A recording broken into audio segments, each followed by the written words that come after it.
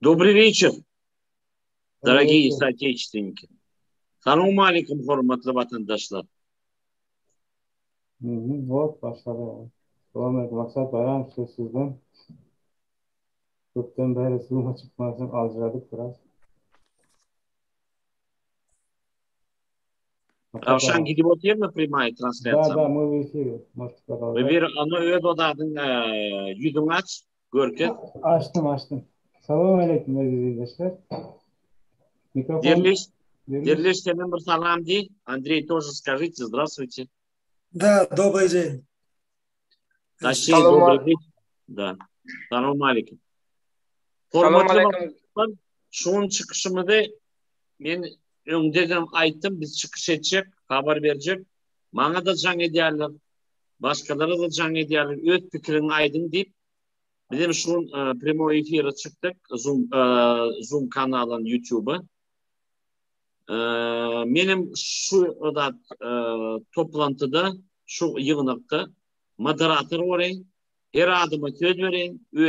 Öz fikrimi aydın hem de orta açacak hem de Türkmençe açacak.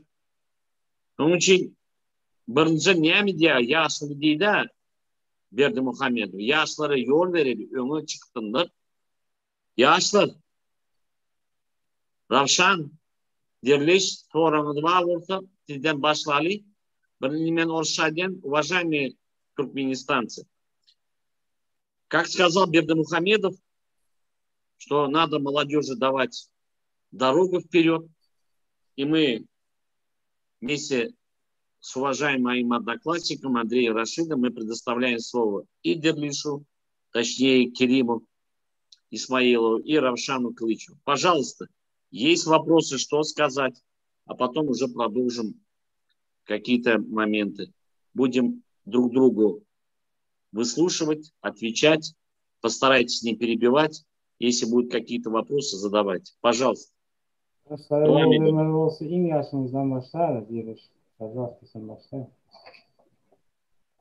Salamu aleykum qadirli iyleşler, mehriban vatansever dogurlar, ählinize köp salam yollayan, şu taýyk gelip birler bilen maslahat geçirýänlere we birleri öz ara maslahatyga çağırýanyňyz üçin, pikirlemedi dinlemekli üçin çağırýanyňyza da minnetdarlyk aýdýan we bizi dinleýän adamlara da köp minnetdarlygym aýdýan. Bu taýda ben şu bolup geçýän täzelikler barada bir öz pikirimi we soramy paýlaşmak isleýän sizler bilen, çünki bu Türkmenistan'ın şu anki prezidenti Gurbanguly Berdimuhammedowyň öz prezidentlik wezipeden çekilmegi bu bir uly begendirji hadise bolup durýar we şol sanda da gynandyrjy hadise bolup durýar. Bu näme üçin begendirji we näme üçin gynandyrjy? Begendirýän tarapy bunyň öz iş wezipesinden aýrylmaklygy, ada köp sanly türkmen raýatlarynyň närdäçiligi, ýani şolaryň isleg arzulary amala açdy. Ýani gidýär prezidentlik wezipesinden. Indi gynandyrýan tarapy bolsa şu häzirki wagtda bizim türkmen raýatlarymyz ýurdun içinde we ýurdun daşynda da prezident saýlawlaryna gatnaşmaklygyny, öz seslerini bermekligine mümkinçilikleri ýok. Mümkinçiligi bolan adamlaryň gorkusy bar. Indi men bu taýda maksat bayramça sora bermeklik isleýändim. Türkmenistanyň halkynyň beýnisine nähilek ýol bilen syýasy gorkuny saldylar. Türkmenistan raýatlarynyň beýin düşünjesine nähilek ýagdaýda syýasy gorkusyny saldylar. Çünki adamlar syýasy sözläp bilen oklar, ýa hiçlik kemçiliklerini öz arz derdine deňeç aýdyp bilen oklar. Kerim, men bu jogabı hem de osu diýeni tekrar ýene daýdym, hem de türkmençe. Birinji men türkmençe aýdym, türkmençe sorum berdim. O tizilen ýa biz öz başy hökümet bolup hem de birinci prezidentin Saparataýçy yatan yeri ýakty bolsun, şunun doğulun günü tekden 1 ýaşy dolardy. Şunun içini yaşadı. Bizim halkımız öğrenni bir adam, bir başlık, bir näme diýär, prezident, näme diýse şonu etmäň. Öz keletli pikirleri gorkýardylar hem de keletini agatmaýar. Sebebi Saparataýçy ölenni men o dörde Moskvada oldum, görüp oturdum. Halk kamuta kaka ölü, indi pulum yok, indi näde yaşamaly, hiç kim bilen yok. İkinci Berdimuhamedov gelene de birinciden men biliyordum yolları aç başladılar. Adamlar katnap başladılar. İş başlanıyor, kuruluşluk başlanıyor. Hemmeti kovdu. Birinci 5 yıl. Sonra yine kıyınçılık vardı. Niye mi? Bizim en hemmemiz günahkarımız bir prezidentin ya da yol başlasın ulu adam ediyordu. Yani her adamı günden akşam aytan sen ulu, sen veliki, sen padişah, sen elin oçan, adam fikriye doğru benim belki de ben çoğalık Allah Teala'ya alıp olmalı Türkmenler için. Onun için bir özümüz günahkarımız var. İnni şu 3 yılın içinde halk yavaş yavaştan düşünüp başladı. Kıyınçılık oldu. Koronavirüs. İnni adım gürlep başladı. Bizim neyim kazanın adımız adımlar gürlep başladı. İnni şu adımlar gürlep başladı. Birinci etaptan hüvdilerim, gıyırıştığım bir öz odat hareket olup halkımız yani fikir etti hazır biz Türkmenistan'da var ya prezident doktor hem işgaller doktor yolu açılar onlarla olma. Hiçbir hükümet öz elindeki saklayan hükümetin yönü vermez. Biri diğeri partizan işlem etmeli, biri diğeri revolüt etmeli. Hemmesini gördük. Hemmesini duyduk, seyrettik. Hiçbirinin peyda yok. Yine devam eden, yine tekrar eden, katlayan, yine de yönü bizim halkımız kelletine işler başladı. Düşünüp başladı. Niye mi? Niye etmeli? O birinci bir kadının da adım. İkinci bir niye etmeli? Onu ben devam edeyim. Son, yine cevap verdi mi, vermedi mi ait diriliş. Onu ben Türkmençe orşayt vereyim adamları düşündüler. Yani ortalarını dinler o türde ort dinler bilenler. Türkmençe bilen okul. Minnettar Maksat Bayramovich öz pikirlerini paylaşaňyz üçin. Ýagny men diýmek istediğim zadym bu bizim Türkmen raýatlarymyz ähliňiziň bilişiňiz ýaly sosial mediada öz arzularyny derdini aýdyp bilen oklar, öz keselini aýdyp bilen oklar we bularda bir gorku bar. Ýagny men söz söylesem arzumy aýtsam siyasata goşularyn diýerler. Ýagny bu nähilek ýagdaýda Türkmen halkynyň beýnisine siyasi gorkuny sokdular. Meniň pikirimçe ähliňiziň bilişiňiz ýaly Türkmenistan içinde bir giden ceza merkezleri var, ceza öýleri, ýagny türmeler var bir giden. Ýagny buňa güýçli depkinde seretdiler. Yüzlerçe adamlar ceza öýüne gidip geldi. Elbetde ähliňiz bilişiňiz ýaly Türkmenistan içinde her hojalykdan ýa-da iki hojalykdan aýry ýerlerde ýaşaýjylaryň her birisinden hatjam oza birisi türmäge gidip gelen adamlar ve türmäge gidip gelen adamlar daş döwründäki adamlara da türmede bolup geçen hadisalary kıyın vakalları gurrun verip adamların beyin düşüncesine psikologik korkular saldılar mukadiyen ve şu tayda bellek geçmeli adımız Türkmenistan içindeki ceza öýlerini çıkarılan çıktıcıları, çıkarılan pulları, şodatları halka bilim üçün ulanan olsalar, bilim tecrübi üçün yani gelce olan hüvvet öğretmek üçün ulanan bolsalar da adamlar bilimli olsa birinciden cinayetkar olmazdı. Adam zaten işi olsa da ceza etmedi ve ceza öýlerine gitmedi diye pikir edýän. Bu benim pikirim. Yani adamların beyin düşüncesine her hile korkuları saldılar. Yani iki adam oturun halatında Gurbanguly Berdimuhammedowyň adyny az zamanında korkýarlar. Siyasata aňarda dursun yani ähli bolup geçen kemçilikleri hükümeti dolandyryp oturan adamlardan görmän birekden görýärler. Bir-birinden görýärler. Nemen düşünüşüm şeýle bu gorka. Doğru yeni bir zat diýjek bolýan, ýadymda çykardym. Bizim halkımız iki nesil bilimsiz öttü. Onun ziyan berýär. Tiyatr çıkmak, aýtmak, politika bilen işlemek ya da öz tarapyny goramak bilen okul kanun boýunça. O da problemi var. Yine мен оршайден, уважаемые телезрители, точнее слушатели, уважаемые соотечественники, Керим Исмаил задал вопрос, почему наш народ очень боится того, чтобы выступать, защищать свои права. Как только говорит, надо идти посольства, писать письма, обращаться. Люди боятся, что завтра их обвинят в антипропаганде, антиполитике, или, как говорится, воспринят как оппозиционер против власти нынешней Бердымухамедова. Я объясняю Кериму Исмаилу, что за 30 лет народ Туркменистана, во-первых, 2 поколения выросло безграмотных, это надо учитывать. Это не наша вина, это наша общая беда. Кто виноват, уже за это никто не ответит. И во-вторых, из всего за 3 года какое достижение, что люди начали говорить, начали выступать. Но Керим Исмаилов говорит, что все-таки люди до сегодняшнего боятся. И когда он выступает, говорит свое мнение, пытается объяснить, что надо добиваться своих законных прав по закону, не нарушая закон, люди этого боятся. Поэтому я хочу, Андрей, вы как считаете, ваше мнение вот на этот вопрос? Почему люди боятся идти и защищать свои права и требовать свои законные права? Ну, я считаю, что людям простым, им важны, по сути, очень маленькое количество интересов у них. Это первое, чтобы было стабильно, чтобы им, соответственно, было спокойно. Второе, то, что им нужно, это нужна некая предсказуемость. Они хотят знать, что будет завтра. Что будет завтра с ними, с их семьями, близкими и так далее.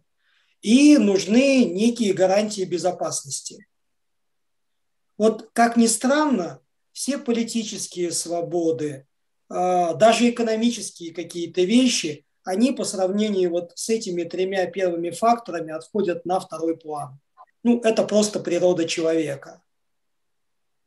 И поэтому на самом деле люди, правильно Максат Байрамович сказал, они неграмотны, они не знают своих прав, они не знают, что есть требования экономические, а есть требования политические. Когда они просят властей обеспечить им нормальный образ жизни, они не выдвигают политических требований, они выдвигают экономические требования. Это нормально для людей, но люди просто в этом не разбираются.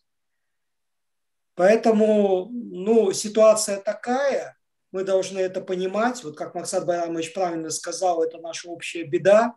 И вот понимая, что да, люди находятся в таком состоянии, находить все-таки какие-то вопросы, какие-то задачи, которые даже в таком состоянии населения, в таком состоянии людей мы все-таки можем решать для того, чтобы улучшать ситуацию в стране, улучшать жизнь людей.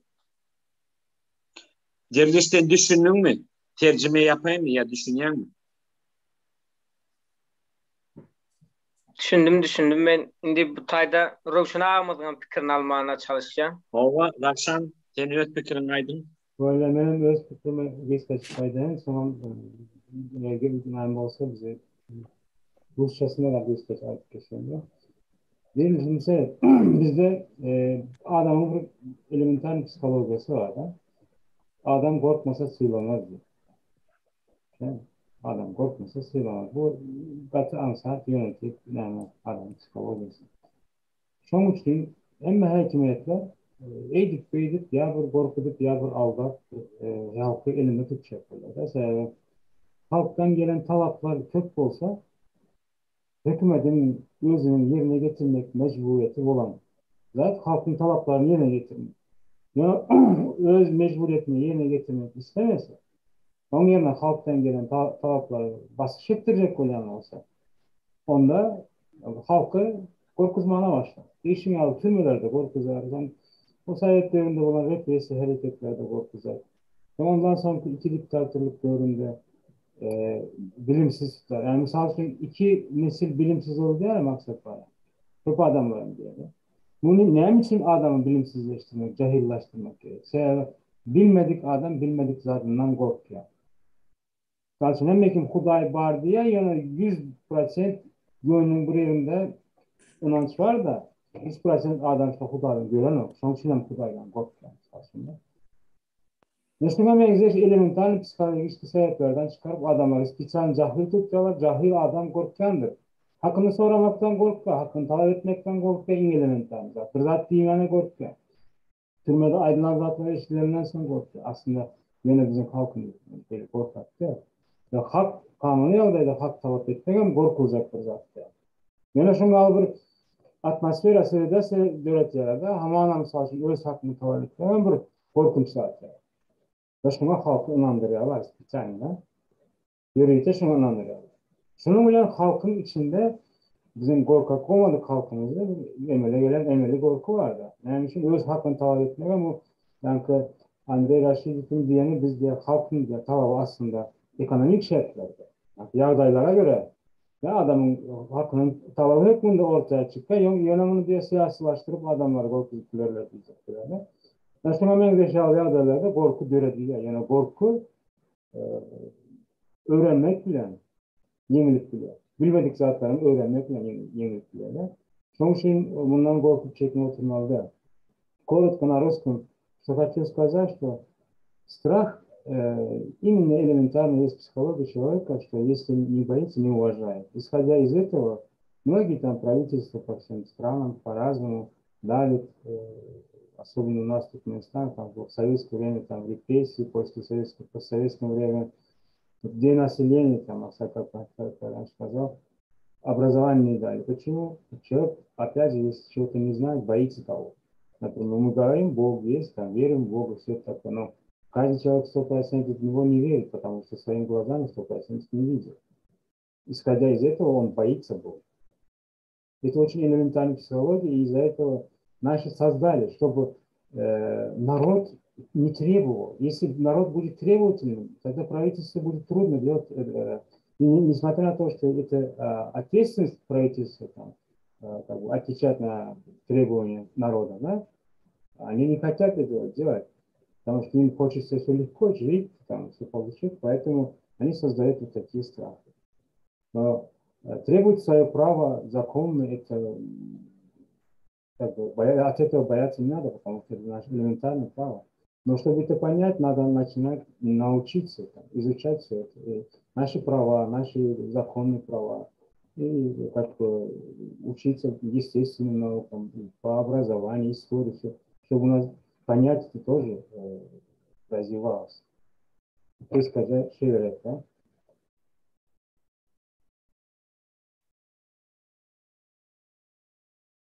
Алло?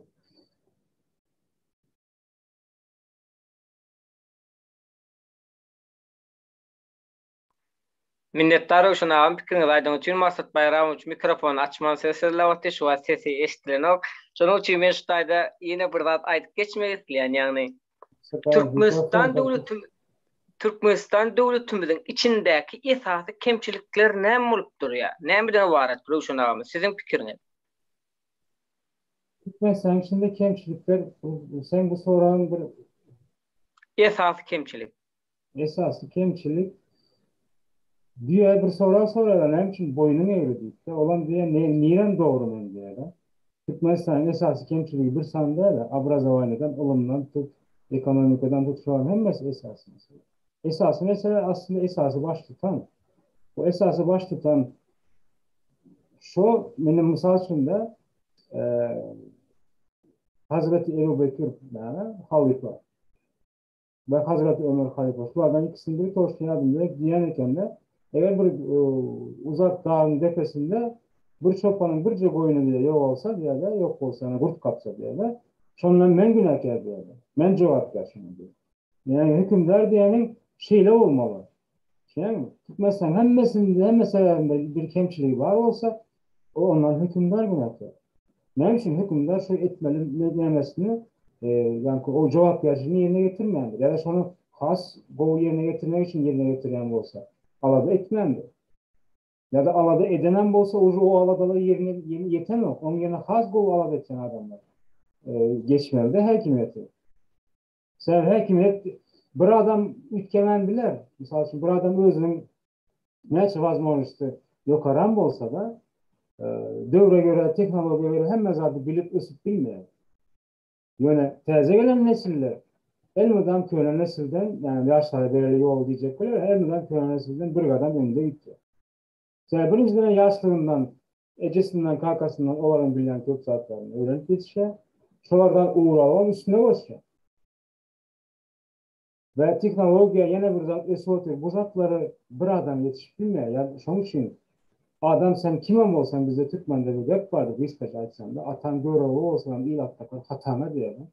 Sen göroğlu olay prezident ol. En ideal prezident olay tap oldu. Bu yerden sen tormuz etken olsan iyice işe sebep koyan olsan onda ya sen koymalı ya da bilip düzelttirmeli. Ama şu esas mesele şunun için tutmaz. Hükümdar. Minnetdaram. Indi Maksat Bayram üçin öz pikirini aýtsyn. Maksat Bayram, Türkmenistan içinde esasy kemçilikler nämeden ibaret? Sesiňizi açar mısın? Sesiňiz gelenok. Maksat Bayram, çok var.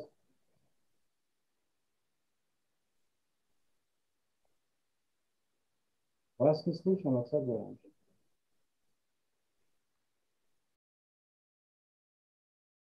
Еще раз говорите?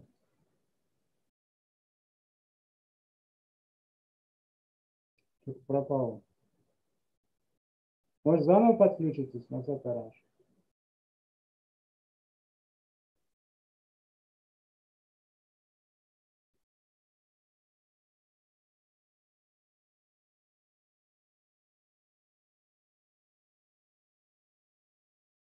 Не слышно.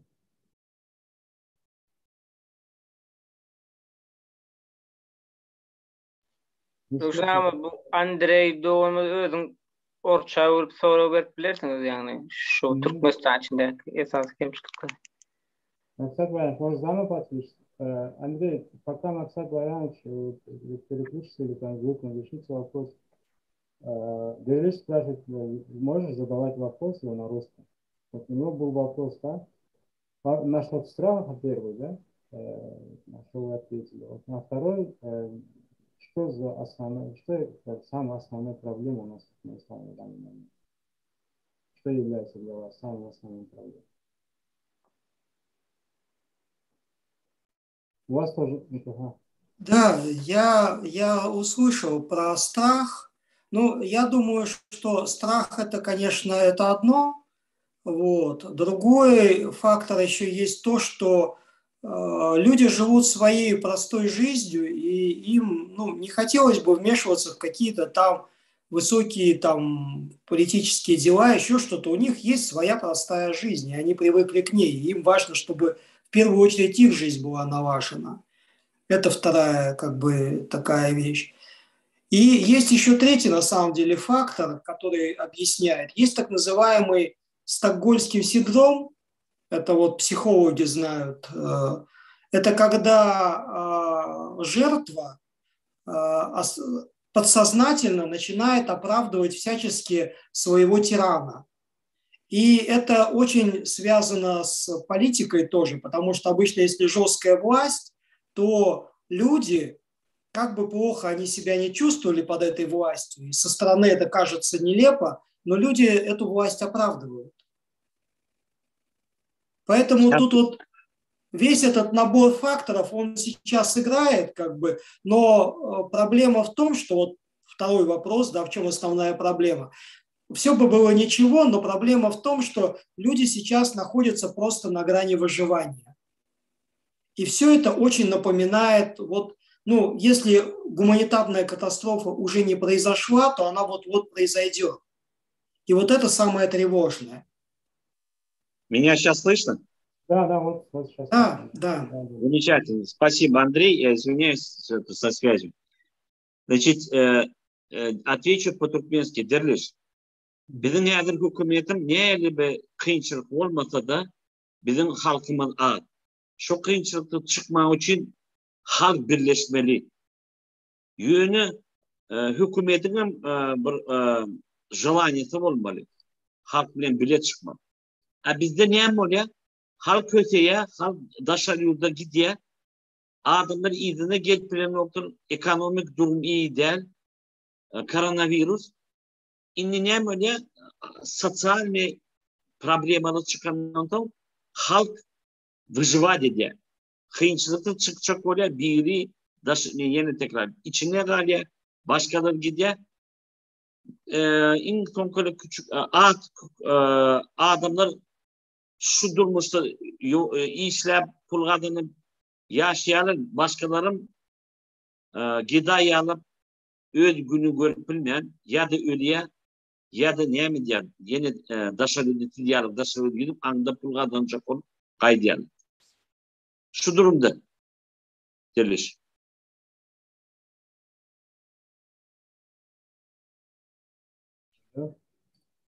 Слышишь, Diriliş geçken mi? Diriliş mikrofonu yapıp. Mikrofonum yakı Diriliş. Onun da kıyınçılığı ana açılıyor mikrofon. Sesim var ya değil mi? Oo. Şimdiden yüzüm yapık mı? Yok. Görünüyor. Yüzüm açık değil mi? O Diriliş. Benim fikrimi paylaşayım sizinle. Yani benim fikrimde Türkmenistan içinde en esası kemçilik. Birinciden bilimsizlik. Yani yüzlerce dava cencel dörediye bilimsizlik elbette öz aramızda düşüşmezlik dörediye. Bu da ne için? Kanun koruyucu idare işgärlerinden korkuyumuz var. Onları çağırıp öz işlerini ettirmene korkar. Bilimsizlik, düşüşmezlik, birgiden dava cencele ertti. İkincisi işsizlik.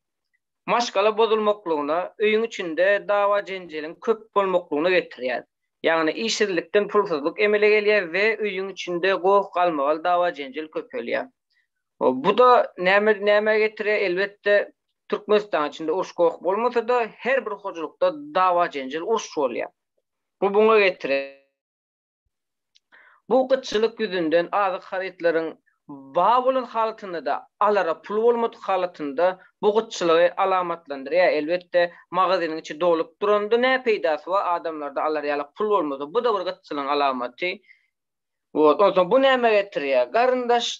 Garyndaşdan uzakda galmaňa getirip bilýär elbette. Garyndaşlaryna doğan garyndaşynka gitmekden, gezmekden, maslahatlaşmakdan, görüşmekden, birek nazaryndan, muhabbetinden ganmakdan uzakda saklaýar we adamdan daşlaşdygyça soğuşmana başlaýarlar. Agzybirlik gitip başlaýar. Indi adamları imansyz goýmak, ýagny imany elinden almaklyk, adam däl haýwan şeklinde gezmeklik, ýagny umydy ýok, geljek onun hüwesi ýok. Perzent ýasaýyn bir öndürýün, östürýün, ýyhalar adam bolýyn diýmeýär. Bu näme getirýär? Elbette haýwandan beter wahşy adamlar urýar, zalim bolýar, doganyň gany dökmäne de başlaýar. Elbette bu kemçiliklerimizi düzeden halatımızda adamlar bilimli olan halatında öz hak hukuk talep etmelidigini, siyasatyň nämedigini ve şu taýda birden kemçilikler var. Çünkü çopan kösünün halatında beýle adamlar üns vermeýär. Çünkü aýdýarlar meniň malym ýok, çopan düşünsün diye. Potrotçu kärendeçi kösünün halatında beýle adamlardan ses çykmaýar. Potrotçu ve kärendeçi düşünsün diye. Ve bu taýda telekeçi kösünün halatında dollar galyp ýa arzan bolan halatında beýle adamlar düşünmeýär. Telekeçi düşünsün diye bizde dollar ýok diye. Ve her bir adam baştan sowmaklyk etdirýär. Çünkü meninki bitsin, seninki ýitsin diýip her bir zada göz yumup gezýärler. Bu näme alamat? Elbette bilimsizlige getirýär. Düýp manasy Türkmenistanyň içinde bir döwleti bitirmeklik islen halatynda adam zady bilimsiz, işsiz, imansyz we gıççılık döredip bilsen adamlar bir ýere gelýändirler. Ýagny äjüt mäjüt derler, bir-birini ýerler diýe. Şol sanda oçurlaryň bolup durmaklygy, adamlaryň ýurtdaşyna iş gözlügi esasında maşgala eklenç üçin çykan halatynda bular näme pikir etýär? Hakykatdan da bolmasy şeýledir diýip pikir edýär. Ýagny şolar ýaly gıççılık bolmaly, ýurtdaşynda işläp gazanç etmeli, maşgalandan aýra düşmeli. Bu bolmasy şeýle diýip pikir edýärler. Meselem Türkmenistanyň içindäki her bir zada oçur var. Iň berkesi paýok. Uny oçur var. Çöregi oçur var we şoňa meňzeş haritlaryň oçurlary var. Bu adam näme pikir edýär? Bolmasy şeýledir diýip pikir edýär. Ýagny oçurlar uly höwes bilen gidýärler. Bu näme? Çünkü öňden bäri gelýän zat we hökümet edarasy ýalak diýip hasap edýändirler.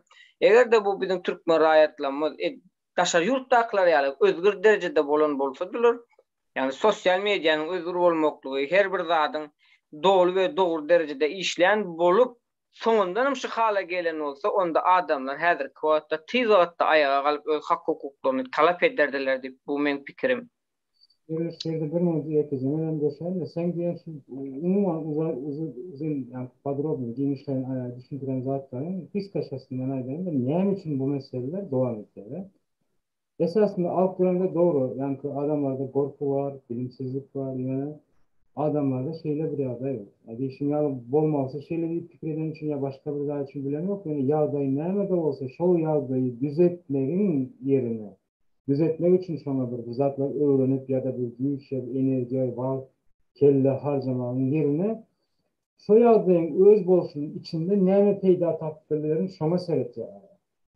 Yağdayı kovulaştıracak olan o. Evet yağdayın içinde in kovusu nerede ne de 5 mat nerede takdirlerin. Şoma unutuyor adam. Ne için? İşimiz yağlı cahillaştırılan halkın içinde, yani halkın içindeki adamların kellesinde bir meseleni görenin altında şu meseleni doğru yenip bileceğini, çözüp bileceğini özünün gözü yetenek. Bu meseleni görüyor, bunun bir meseleni çözmek için de ilk elementlerimizde birinciden meseleni tanımak gerek. Doğru her tarafı. Sonra onun çözümünü keskitlemek gerekiyor. İkinci adım. Üçüncü adım çözümünü keskitlemek, yani çözümü için yapılan keskitlerin yerine getirmek gerekiyor. Biz Şubat Binance'da son 3 yılın içinde hem aktivist, opozisyonerler case reaction stadyada meselenin. Problemin case, yani bu meseleni gördük sonra bir yani keskitlemene, şunu tanımamana da çalışanımız o. Yine biz bolan zatlardan uğur alıp reflekslerimizi, reaksiyalarımızı beyan edeceğiz. Ha, şeyle oldu, böyle oldu, şeyle oldu, aytas. Bu ne için oldu bu ikinci stadyasında? Bunu nerede çözmenin bunun üçüncü stadyası. Biz ona gelemeyiz. Kalırsa da aktivistlerin, AK Partisi'nin hemen liderinin diyenlerinin hemmesi halkın şu bilimsizliğinden, halkın cahilliğinden özüne peyda çıkacak.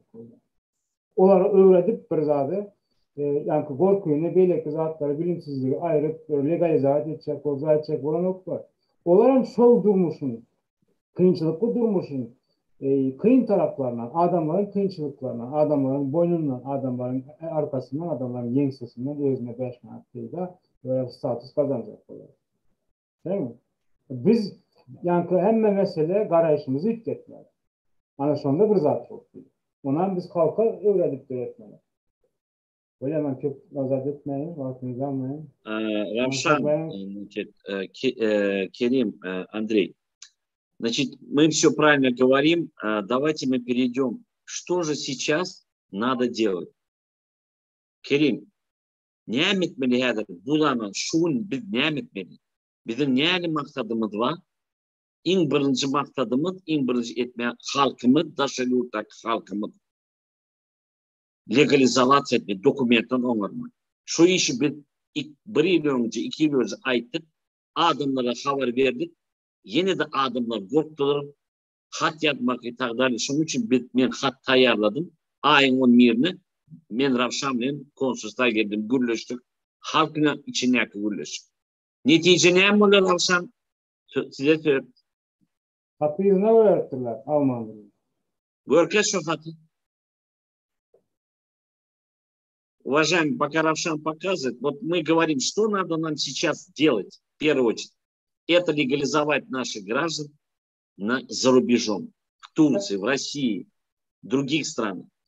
В России у нас около уже 60 человек задержаны за нелегальную работу. Ужесточили контроль. В Турции много нелегалов.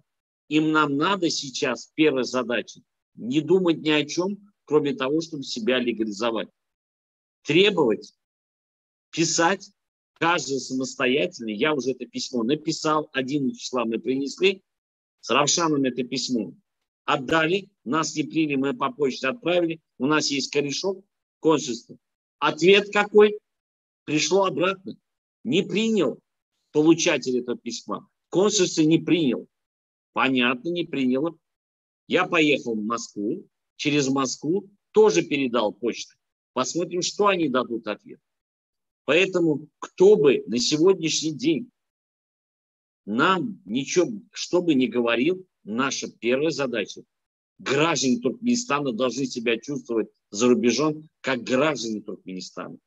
Не как, извините за выражение, не буду очень грубо, нелегал или бродяга или попрошайка, а именно чувствует, имея документ на руках гражданина Туркменистана, продлен он, или выдан новый паспорт, который мы требуем, или мы просим государство, правительство Туркменистана, Министерство иностранных дел, Бердымухамедова, Сердара Бердымухамедова, введите действия старые паспорта, внутренние, которые были когда, чтобы гражданин Туркменистана мог на основании этого документа спокойно передвигаться, трудоустраиваться, легально работать, и чтобы у него не было проблем с властями. Hormatly vatandaşlar, bizim birinci maqsadımız Türkmenistan rayetleri daşar yurtu ödeni Türkmenistan rayet oyuncu ödeni bilmeli. Şunun için biz hat yazdık. Hatın içindesini gördünüz. Hat idine geldi. Konsolosluğa almadı. Ben Moskva'ya gittim. Moskva'da tavşırdım. Poçtan ütünü görelim yani. Bizim maksadımız kanun oyuncu. Siz pasportlarını ya da udurtun ya da TED pasport verin ya da köyüne pasportları yönetin daşar yurtta. Ayden doğru konsolosluğa daşar yurtta udurtya. Bir yıllık. Udurtlarını da bir yıllık bize ne mi bile? Yarım yıllık biz oturmaydı, yaşansmaydı alıp bile. Sonra ne etmeli? Yeni udurtmalı. Yeni pul vermeli. TED'den o da oturmaydı almalı. Yönü hem de kanun oyuncu bizim halkımız kötü yerler. Onun için bizim maksadımız öz tarafımızdan her adam öyle barıp öz hukukunu öz talep trebavanyasını hükümet şunu onarmayı düzmeli. İlk birinci. Sonunun biz daşar yurtta rahat işlep kanun oyuncu. Hükümet, her hükümetten ne mi diyorlar Türkler? Vergi dairesinde naloglarını verip resmi işlemeli. Onu bizim birinci maksadımız. Sebebi bizim dokumentim olmadı. Bize her yurtta kötüyerler, nelegal diyorlar. Yeni bir zat yerler taklarlar. Ertesi yılın Türkmenistan'ı verecek onlar, verip bilen oklar. Yine de siz galiyanı daşar yurtta. Nelegal. Onun için bizim birinci maksadımız. Açık bölgede dokumentimiz İzmir'e gelen. İade atkazat böyle bırakın. Atkaz. Şimdi o birinci Kerim senin ne mi öğret fikrin, ne mi etmeli birinci? Ben öğret fikrimi aytdım. İlk bilen bizim Türkmen rayatlarımız prezidentlik vazifenin ne mi öğrenmeli? Yani prezidentten adamlar korkmalı mı? Prezidentlik vazife bular halkı korkutmaklık için geçen mi? Bu prezident bolmaklık halka seyretmeklik mi ya da halkı korkutmaklık mı? Bu zatları bizim bilmeklerimiz öğren vacip bolup duruyor çünkü käbir adamlar eýýamdan haýwatda sözler aýtmana başladylar. Yani Serdar Berdimuhammedow golda yani adamlar birgeden haýwatlyca kommentary ýazmana başladylar. Yani Serdar Berdimuhammedow prezident bolan halatynda sizin ömrüňizi we öýüňizi kül eder diýip başladylar. Bu prezidenti goldamaklyk adamın şahsy mertebesini kemsitmeklik, yani hopsalcı sözler aýtmaklyk we kemsitmeklik, töhmet yapmaklyk bilen ibaratmy? Bu zatlar bilmeklik gerek. Yani bu prezidentlik vazifen näme berýär halka? Hökmany suratda halka seretmeklik üçin prezident bolmalymy? Yani köp kişinin prezident bolmana dalaşgärçilikleri var ve her bir dalaşgaryň hem Türkmen halkyna şolar ýaly seredesi gelýän ekeni. Meselem şol sanda Serdar Berdimuhammedow prezident bolup Türkmen halkyna seredesi gelýär. Ýöne görmeýämka bu kynçylyklary, bu betdagçylyklary, ölüm ýitimleri, yani birleriň ýat ýurtda kösünip görmekligimizi, özümizi adam dälde gulýalyk derejede kemsinip dilgeýske bolup gezmekligimizi görmeýämka we bu taýda ýene bir zat aýdyp geçmek isleýände men oturup pikir edýände adatdan da şary ýagdaý bolan halatynda hökmany suratda açıklamalydyr diýip pikir etýän. Näme sebäpden, näme bolup geçdi Türkmenistanyň içinde? Näme sebäpden bular ýaly bir aý orta goýup mart aýynyň 12-sine prezident saylawyna getirdiler. Şu wagt Türkmenistanyň köp bölegi, yani Türkmenistanyň köp sanly raýaty yurtdaşynda we bularyň aglavasy ses verişige gatnaşmakdan, öz seslerini vermekden mahrum edilenleri var. Pasport meselesinde, iş meselesinde ve Şuňa meňzeş bir giden meselelerde bular öz seslerini ulanmaklykdan mahrum olanlary gatken, bu da Serdar Berdimuhammedowyň prezident bolmaklygyna ully kanun mümkinçilik dördüp bilýär. Şol sandan da erwet niyetli adamlar ve diňe özüni düşünýän adamlar elbetde Serdar Berdimuhammedowy goldaýarlar. Ýagny buňa da korrupsiýa bilen işleşip görenler we bir giden şahsy kemçilikleri bar adamlar. Yani bizim sırrımız ve üstümüz açılmasın, Serdar Berdimuhammedow bolsun. Biz bunu goldaly, bu da bizim eden işlemize göz yumsun ve ses çıkarmasın diýilen şekilde irwet niyetli adamlar elbette Türkmenistanyň şu wagtky sistemasyny goldaýar we gowunyp gezýärler. Bu taýda ýeneden bir giden aýtmak isleýän zatym var, ýagny Türkmenistan şu wagtky prezident Gurbanguly Berdimuhammedowyň prezidentligine, onun halka seredişine, özleriniň näralygyny bildirýän türkmen raýatlarynyň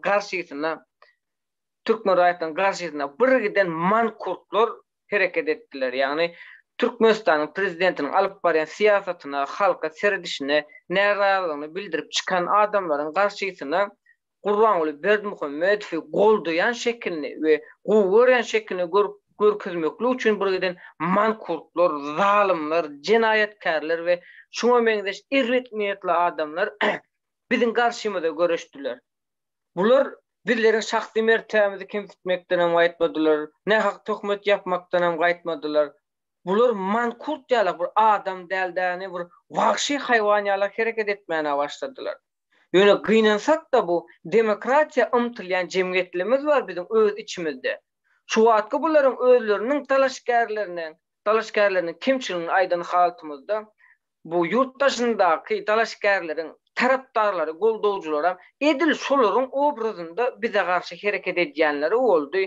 Bu mankurtluk, bu erwet niyetlik adamlaryň agyna şeýle bir siňipdir ki, bular özlerini demokratiýa diýip diktatordan beter bolany bilen oklar.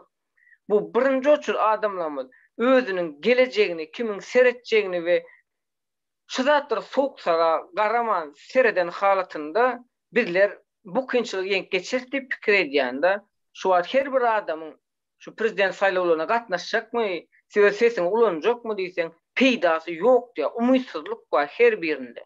Her birinde umytsuzlyk bar.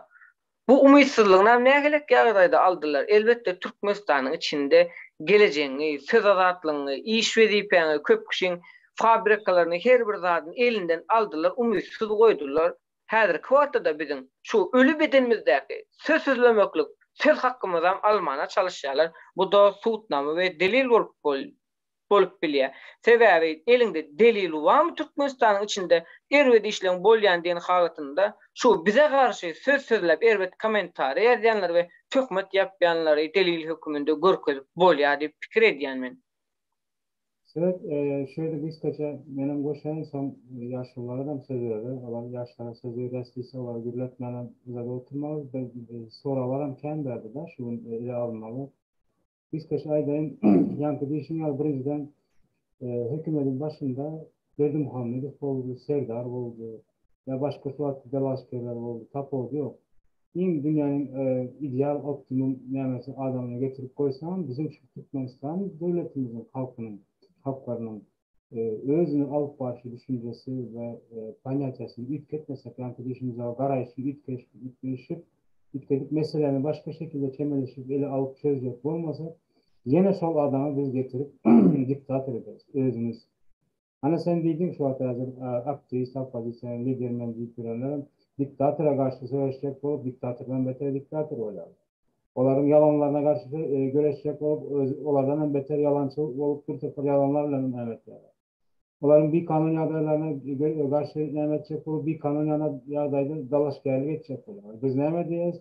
Bizim göreşimizin esası konstitüsyonumuz var bizim devletimizin. Doğru mu? Şu konstitüsyonun hemen maddelerini oynayarak etmen seriyordunu tutup onu sonra ulanmalı, yerine getirmeli, berca etmek için mecbur etmeli. Onun için halkın talağı gerek her bir zaman. Yani bunu şu atkı hareket eden hükümet bozyan olsa, oyuncak eden olsa biz buna karşı görüşmek için bizim konstitüsyonu oyuncak edip görüşmeli der.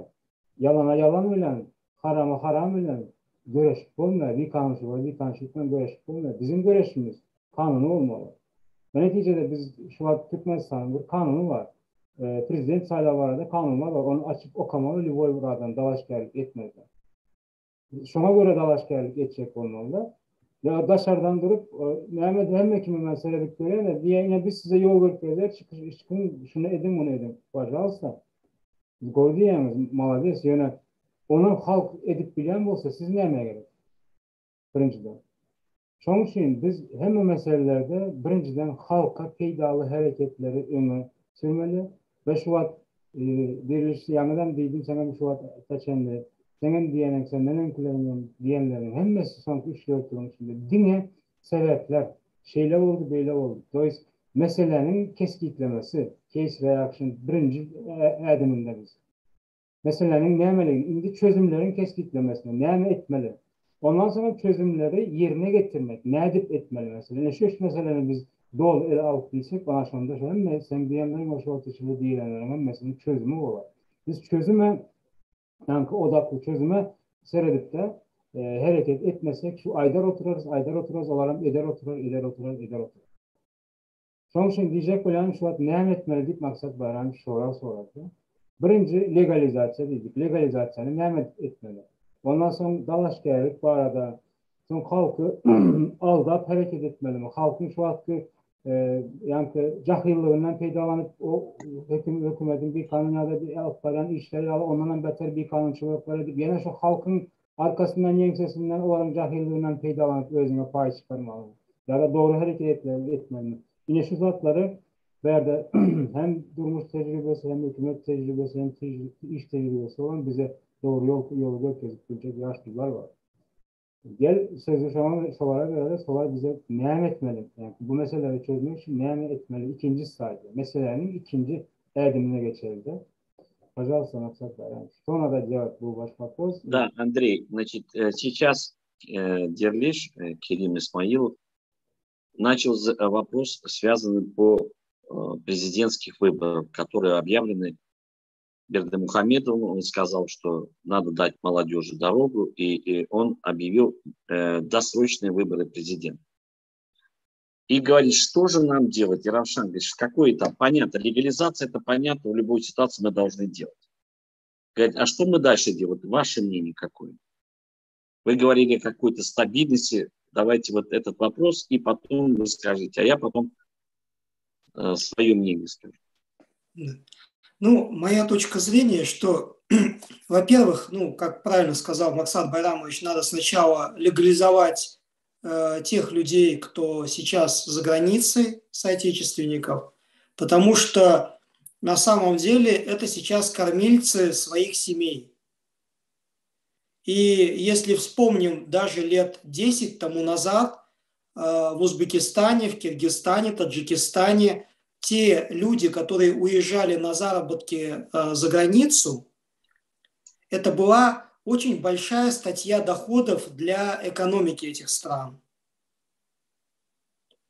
Поэтому помочь этим людям легализоваться – это в интересах в том числе и властей Туркменистана, чтобы люди внутри страны получали источник дохода от своих родственников, которые уехали на заработок. Это первое. Второе, безусловно, надо пересмотреть всю систему управления, починить ее, отремонтировать. Потому что сейчас то, что есть, коррупция, некомпетентность и так далее, они вредят экономике страны. Получается, что экономика страны как дырявое ведро. И сколько туда денег не наливай, сколько воды, они через эту коррупцию, через некомпетентность, через еще что-то, они просто будут утекать в разные стороны. Поэтому системой власти ее надо ремонтировать. И дальше тогда уже действительно надо думать, как страна будет выживать, должна быть какая-то стратегия развития страны, потому что сейчас мир очень быстро меняется.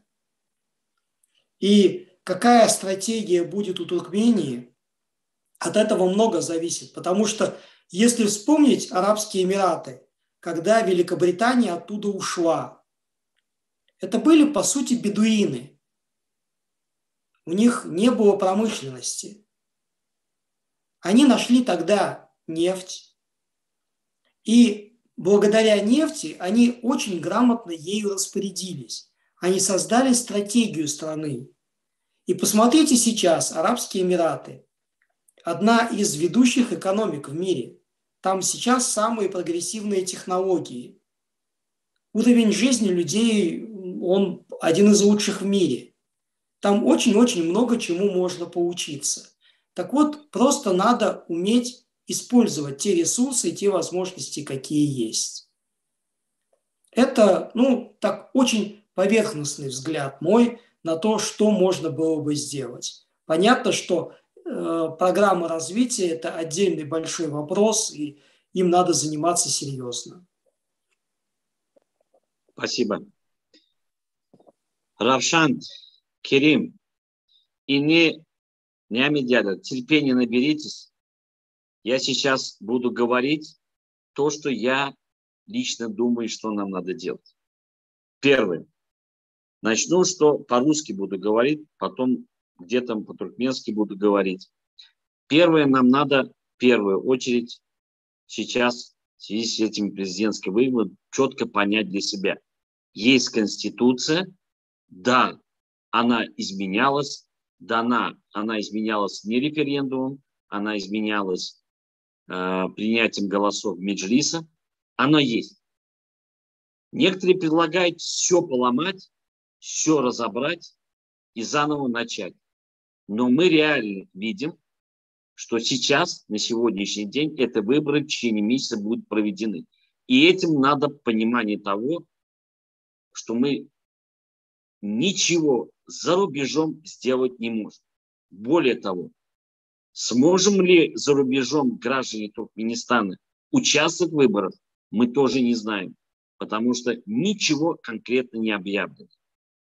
И эти выборы были, естественно, подготовлены Бердымухамедовым и этой властью заранее, к этому готовились. И никому ничего не говорили. Вся открытость появляется каждый день. Каждый день появляется новый кандидат, то от партии, аграрной партии, то от демократической партии. Мы понимаем, что у нас сейчас есть 4 официально объявленных, выдвинутых людей, которых должны утвердить по законодательству Центральная избирательная комиссия, в которой есть ценз 15 лет оседлости, как правильно говорит Надир Саидов, проработать в государственных органах и другие моменты. Те люди, которые объявили, что они идут кандидатами, это их право за рубежом. И они считают, что они кандидат. Но кандидатов должны зарегистрировать Центральная избирательная комиссия. Не зарегистрируют, значит, они не кандидаты. Если где-то виртуально они считают провести выборы, тоже имеют право провести. Понять, чем дышит народ, сколько голосов, это их право. Но эти выборы за рубежом виртуальные, так называемых наших руководителей оппозиции, правозащитных организаций, это их выборы. Но это не туркменский выбор. И по закону мы должны, если хотим участвовать в выборах, подать заявление, которое должны принять, хотя бы посольство. Посольство, вы видите, не принимает, не дает возможность нам подать заявление даже по легализации граждан. И мы должны приехать в эту страну для участия в выборах. Зарегистрировать партии в соответствии или выдвинуть свои кандидатуры как самовыдвиженцы от определенного количества людей. Что попытался делать Мурат Душемов. И поплатился, естественно, находится в тюрьме. Таким образом, если мы этого не сделаем, даже исходя от этой конституции, значит, мы нарушаем его. Равшан Клычев правильно сказал. Как бы те люди не нарушали тот документ, который они сами издали, мы не должны быть нарушителями закона. Потому что любое нарушение закона нас всех обвиняет, что мы экстремисты, мы террористы и так далее, и так далее, и так далее. Поэтому на сегодняшний день имеются кандидаты, 4 кандидата. Сторона так называемый Халк Берлишери, который в Швеции находится, они говорят, надо голосовать против всех. Тоже мое личное мнение неправильно. Если вы видите в кандидате Бердымухамедова Сердара хороший, если вы видите других, вы должны отдать свой голос. Внутри страны, я обращаюсь к гражданам Туркменистана, вы должны отдать свой голос. Я понимаю, что этот голос будет посчитан, если будут правильные наблюдатели, которые будут вести контроль выборов. Но если не будет, значит, мы понимаем, кто будет победителем. Я сейчас не буду называть, заранее говорить. Мы это все увидим. Заранее говорить, это значит обратно в голову вбивать, кто будет победить. Теперь в отношении участия. Мне все задают, Максат Байрамович, а вы будете участвовать? Ну, во-первых, Надыр Саидов правильно, грамотно сказал. Я не подхожу к тем категориям, которые требования есть кандидат. Во-вторых, еще раз повторяю, я не собираюсь заниматься обманом людей и говорить, что я иду, а это обман. Завтра за этот обман надо будет отвечать. Потому что, еще раз повторяю, много очень наших соотечественников неграмотных, не читали Конституцию. Поэтому я сейчас официально заявляю, а это будет все оформлено документом, я готов приехать в Туркменистан в течение этой периода до 12 числа в любой день, хоть последний день, примут мою кандидатуру, если я ее заявлю официально, не примут. Я хочу быть вместе с народом Туркменистана, участвовать в этих выборах Туркменистана, потому что за рубежом, еще раз повторяю, организуют избирательные участки или нет. Без никаких предварительных, как говорится, требований я готов приехать на родину, быть участником и, если дадут возможность, от той или иного государства, от Российской Федерации или от международных, быть наблюдателем этого выбора. Потому что и наблюдателем, и избирателем не нарушение закона любого, даже международного, тем более Туркменистана. И проголосовать за ту кандидатуру, какую я считаю нужным. Как я это сделал в 2017 году. В 2012 году меня не допустили, не зарегистрировали. В 2017 году я участвовал в выборах, и государство Туркменистан признало меня гражданином Туркменистана с двойным гражданством. Как только пройдут эти выборы, кто станет на сегодняшний день президентом, кого утвердит в соответствии с законодательством и примет присягу, я готов с этим человеком сесть за стол переговоров и помогать. И первая задача, я обращаюсь, что должен делать, это легализовать наших граждан. Второе, открыть государственные границы, и чтобы люди могли приехать к себе на родину. Далее, вся программа у меня написана на бумаге, я не буду время терять, повторять и так далее. Мне задают следующий вопрос. Максат Байрамович, а если бы вы баллотировали все в рамках этого закона или вне закона и победили бы в этих выборах, что бы вы первые сделали? Я отвечу на этот вопрос тоже. Многие мне это задают вопрос. Первое. Правительство бы продолжало бы работать. В течение полугода мы подготовили бы выборы в парламент, референдум, изменение Конституции. Решили бы вопрос с теми гражданами, кто потерял гражданство и кто желает, кто родился в Туркменистане, восстановить гражданство. Эти бы люди вернулись бы, участвовали в политической деятельности или экономической, разницы нет, каждый выбирает свой путь. Подготовили бы новые выборы президента Туркменистана и парламент. Я бы снял бы себя полномочия, исполнял обязанности, провели бы выборы, дали возможность молодежи выдвигаться, и я ухожу в сторону. Нам надо словами президента Туркмении дать возможность молодежи работать. Я ничего не боюсь, не отказываюсь. Я просто отвечаю на те вопросы, которые мне задают. Я говорю, что бы я бы сделал бы на месте, если бы я бы участвовал в этих выборах и выиграл. Потому что любой президент, который сейчас будет выбран, это переходный период этого президента. Надо менять Конституцию, надо менять парламент, надо открывать границы, надо людей приглашать, должна быть политическая, точнее, политическая внутренняя борьба для того, чтобы наш Туркменистан вышел из этой тяжелой ситуации. У нас есть проблемы границы с Туркменистаном и Афганистаном. И при всем, что я говорю, я повторяю слова Андрея Рашидова в начале высказывания. Нам нужна стабильность, спокойствие, чтобы у нас не происходило, как у соседей в Казахстане. Ведь Казахстан, после всех событий произошли, для нас очередной урок. И мы должны этот урок учесть, потому что самое ценное в этой жизни – это жизнь человека.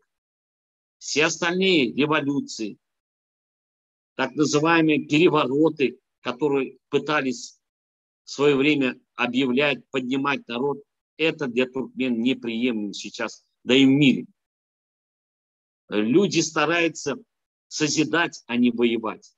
Сейчас то, что происходит на границе России и Украины, непризнанных республик Донбасса, видим, какая масса людей идет поток. Вот мы сейчас в Туркменистане, кроме вот боевых действий, у нас то же самое. Мы бежим оттуда, потому что мы ищем место, где заработать деньги. Вот коротко, что я хотел сказать. Теперь в отношении, еще раз повторяю, я объявлять свои кандидатуры не буду, я не хочу, очень культурно скажу, заниматься унижением своего достоинства и не любить, не уважать себя. Я в этот цирк лезть не собираюсь. И хочу всем остальным сказать, не надо людей обманывать, а лучше объяснить, как должна работать Конституция, в соответствии с этой Конституцией действовать. Теперь в отношении нашей дальнейшей борьбы по тому же паспорту. Я создал Change.org, петицию. Посмотрел, никакой. Я сейчас ее изменил. Если мы хотим что-то изменить Туркменистана, другое сделать, именно касаясь президентских выборов, эта петиция моя фактически сработала. Я говорил, это моя была вторая петиция в прошлом году. Референдум о уходе Бердымухамедова. Он ушел. Петиция фактически, набрав 4 голоса, она исполнена. Он уходит. Да, тяжелое время уходит. Да, он не берет на себя ответственность, но он уходит. И поэтому я обращаюсь к тем людям, кто участвует будет в выборах как избиратели, и те люди, которые будут избраны, кто-то из них будет избран, и надо найти отношения, диалог найти с людьми и начать этот диалог. Потому что у нас страна одна, у нас одна цель, мы хотим жить в социальной стране, который говорит о народе, который беспокоится о народе. И тот руководитель, который станет, должен иметь смелость брать на себя ответственность и общаться с народом, проводить некие мероприятия, знать его желания народа, какие проблемы народа. Для этого на сегодняшний день больших денег не надо, и у нас народу осталось очень мало. Мы должны быть социальным государством. Первая задача – обеспечить людей работой, хорошей зарплатой. Мы уже не думаем о рождаемости людей, у нас рождаемость все падает, еще коронавирус. Поэтому я теперь хочу сказать это все по-туркменски. Дерлиш, düşünüyorum ki düşünüyorum ya Türkmençe aydayım. Men o diyen kan Rusça kan öktedel. Onu men yapayım, ne öyle fikrim aydayım. İnni mahim adamlar can ederler. Maksat bayramız bit nimet etmek. Hazırım Ravşan'la sorup geldi. Birinciden yan aydan yağlık Andrei Ravşan aydı benim pasportum. Bir de şariyotun yan tiyadeden qaytalacak ya. Bir ölümüdü. Adam yağlık pasport Türkmenistan pasportu elimizde olup biz с гордостью должны. Men Türkmenistan'ın vatandaşı olup Anıda da şurutum, nerede bulunmadı biz özümüz bilmeli bizim pasoysan bize kömek ediyor. Bakalım öyle. İkinciden, Taylor oyuncu.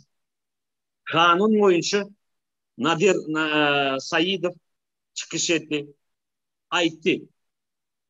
Daşırlıkta giden adamlar kim olsun? Оппозициянын başlıkları olsun, правозащитный организациянын adımlar olsun. Kim eğer öt kandidatı çıkan deyip kanun boyunca bir hat yazıp o hatı pasolstva vermeli. Mesela yığınak oldu, böyle oldu, bizim kandidatımızı registrasyon edin deyip hatı vermeli. Görüyor o hatı yerine bizim hatımızı atkaz ettiler. Значит, bizi itleyen oldu. Şunun için bizim maksadımız değil mi? İçteki adam oturan anada yaşayan adamlar şu tavrı katlap öz sesini vermeli. Daha doğrusu menada ayçaka kimitet vermek hakkım yok. Yönü öz sesini vermeli kimi inanıyor, kimi tanıyor. Şondan kim adımı şu hükümetin eline düştü, onun birinci maksadı şu gelin prezident adımların birinci maksadı legalizasyon. Şunun için bu odadı devam eden işleri kim ortada biz şunu da bir bahsetmeli. Başka hükümetli bütünlerden biz yeni de hat yazıp çıkış edip bizim adamların legalizasyon o birinci. Onu hükmen etmeli. İkinciden bana sorup veriyorlar Diriliş. Maksat bayramız. Ati kandidat prezidenti olacak mı? Men yeni day diyen. Kanun boyunca men hakkım yok kandidatlığı var mı? He, siz diyeniz konstitusiya tiyadeden, onurlu tiyadeden ettiler, bettiler, kanun bozulur, doğru bozulur. Yönü şu zamanı men çıkış edin, men kandidat oldum, beni kadar ket verin deyip, men oyuncak değil. Men tomoşçuları, sirk yalı edecek, men özümü ağrayma, ecem kalkın yatan yeri yaktı oldum, ağım ağrayımız var Türkmenistan'da. Çok ağrayın, kaçırmayacak gelmeyin. Onun için ben bu sirki uçasız edecekken, temin bilen beni anladım. Yönü men ne mi diyor? Men tayin, şun, erti diyorum tapağı diyor, Türkmenistan'da bana okey verdiğinde men Türkmenistan'da gelin, meni registrasyon edecek ortadan aytıda men öz kandidaturam veren ettiler. Etmeseler men izbiratelerlik sayıları katlaşak hem de nablüdatel. Ne mi diye? Gözekçi diye mi Arapsan? Ne mi Türkmençe nablüdatel diye? Gözekçi öyle. Ha? Gözekçi. Gözekçi olup gelecek. Doğru mu sayılı geçeceğim gidemem. Sayılı geçti. Prezidenti bayıldılar. Şu prezidentten gürleşecek ayçak ötmekim. Türkmenistan gраждане yani. Tevemin Türkmenistan gражданı hiç kim elimden almadı. Men ülke ardamı veren hiç kim öyle prezident kol çekmedi. Men galim, men o 7. yılda sayılarda katlaştım Moskva'da. Niçin men Türkmenistan'da varayım yani? Niçin men Daşalyurt'ta, tevemin düşünen Daşalyurt'ta izbiratelik komite açılar mı yetişen bilemem. Yetiştir mi Daşalyurt'ta da eder. Kalsa yeni beni prinyat ettiler. Yok ben ortaya var mı? Ortaya var. Yönümün içine varacak. Tevevi adam öz yurdu dünya orta değiştirecek. Orta Türkmenistan içinde olmalı. Ben burada okudum bak. Maksat diye. Sen niçin Daşa'da adımla çıkış eder, senin çıkıyor. Hiç içine var mı? İçine göveren yoktu. Gördüm ben barcık da ben cinayet iş yapmadım. Ben öz yurdumun benim iş yaşayacak. Ecem kalkın yatan yerine ne olacak? Tadaka verecek. Önden yani prezidente de hat yazdım. Men düşman değil, öz halkıma değil. Düşman değil. Men kömek edecek. Men kuyuçuna kellenme. Başka tanışlar var. İnvestitsiya getirecek. Hükümet ötmeye için. Barıp sonra devam edin. Ayçıp birinci problemimiz şu gelen prezidenti kim oldu? Birinci hükümetin yolları açın. Diyaloga girmeli. Tabi revolütsiya, perivarot o işler bolanır. O hem geçti. Onun bolma hem de öyle boş görünüyor. Ha başka adamlar çıkış edemeyen kandidat öz hakkı, öz karar yönetlerine verdi.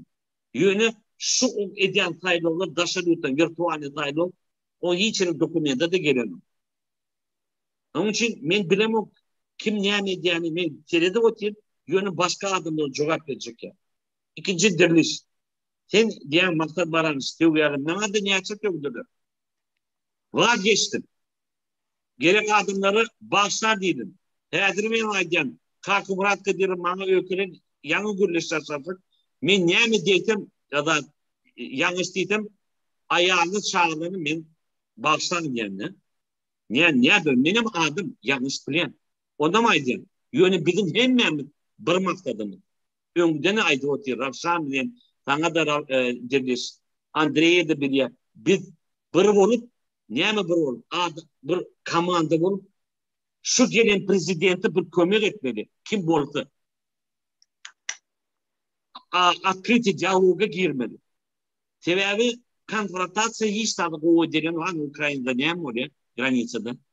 Adamlar gidiyor hükümet, ortaya hükümet 13 bin adam yamadılar. Bize yazıp Türkmenistan şoňa ýöne savaş yok. Biz gaýdýat öz ýurdumyzda. Kim bazı anladı? 5-6 adam mı? Kime gerek şu gelen prezidenti 10 adamını komanda dedi. Halk adamı. Başka yerden dışarı yurttan getirir. Kim getirdi? Para vermedi. Öz hükümeti, öz halkımızı getirmeli. Onun için kömek etmeli. Şu men başka programım kağıtda var. Men yazıp zaman harcaka yönü öz fikrimi aytacak dedim. Ayttım. Primo efirde. Yine de diyen. Türkmenistan hükümeti. Kim karar veren? Men tayin gelmek, kömek etmek. Men her zaman açık. Yanımdan kimle gelecek orada problemi gelin. Никаких предварительных требований bana yok. Açın yolları. Halkım gelir. Yöne halk bırızladı. Anladı. Revolütsiya, sosyal zırhı, list olkunlara gerekler. Biz diyaloga girmeliyiz. O benim öz fikrim. Может быть yanlış. Может yanlış değil. O время рассудит, а время лучше века. Düşündün mü derdiş? Ben öz aydınlattım. Minnettar aydın sözlüğünüz üçün yani. Minnettar yani aydın sözlüğünüz üçün Maksat Bayramoviç bu taýda men öz pikrimi sizlerle paylaşýar. Başla. Yine bir daha diyecek olan. Yeni yadımda Türkmençe orsan tercüme yani. Birden diýär siz prezident ordan näme derdiňiz diýär. Men aýtdym. Birden şoňa bolsa da dedim. Men yarın yılın içinde adamları partide registrasiya ettirmeli. Hükümet devam etmeli işleri önkü tapağı yok. Tayin täze prezidentski wybor hem de maslahatı Türkmenistan meclisin deputatın wyborony taýinlajak. Soňra şu wybora baranda men İspanya şeriatyny prezidentin çykýany wybor geçirýän kim kazanır soňra hükümeti eline berýär. Deputatların parlamentçi berýär. Men ayırdım. Näme gerek bolsa gerek kömek edin. Men ýa 55 ýaşynda yine bir 5 ýylym galdy da. Menim adım ýanyp ýaşaşyk. Men özüm ateýsiz aýrylamy. Ýönemin öz pikrimi aýdym. Maňa toğry ýalyp maksat baran şoňa bolsa siz näme dersiňiz? Şonu edin. Debebi ýene aýdýan. Bir sözü gowy berdi Muhammed. Ýaşlary ýol bermeli. Ýaşlary işletin, öwrensin, okuw alsın, bilim alsın. Hökümet ýöretsin. Bizim zamanımız geçti. Yeni 5-6 yıl vardı. Yönetici öğretmeni. Yani yine de oturup öğretmen adamları öğretmeli. Sizden prezident ayırmalı. Şu 6 ayın içinde şunu edip hükümeti size verip bizim yanımızda oturup sovyetlik alıp kömek eder. Kaçan yok dedi işte. Şuna mı ayçak onu demiş. Şuna alıp bolsa dedi yani. Öt programlamaydı yani. Başlatın. Haydi verin. Minnettar Maksat Bayramoviç yani bu zatlaryň boljagyny bilip ýyllar goýy öňünden bular aladasyny etdiler. Ýagny her bir adamyň eline aýagyny korrupsiýa we şoňa meňze jenaýat işleri bilen bagladylar. Ve ýurtdaşdan çykan köp sanly türkmen raýatlaryň bu ses berişiklere, prezident saýlawlara gatnaşmagyndan bulary mahrum etdiler. Mesele maýdanymyzda moral taýdan bozuk adamlar çekinýär ses berişige gatnaşmana we birgiden ähli bidiýünçilik edenlerimiz var. Ýagny gelejek umydy bolman, kip sapa durmuşda ýaşan adamlar we şoňa meňze jenaýat işlerini eden adamlar esasan da mahrum boldy we işsizlik yüzünden bu özüňiz bilip durýar häzirki wagtda her birimiz öz hojalygymyzy özümiz ekleýär. Şonuň üçin hem işimizi taşlap bir ýere gidip bir iş etmäne mümkinçiligimiz ýok.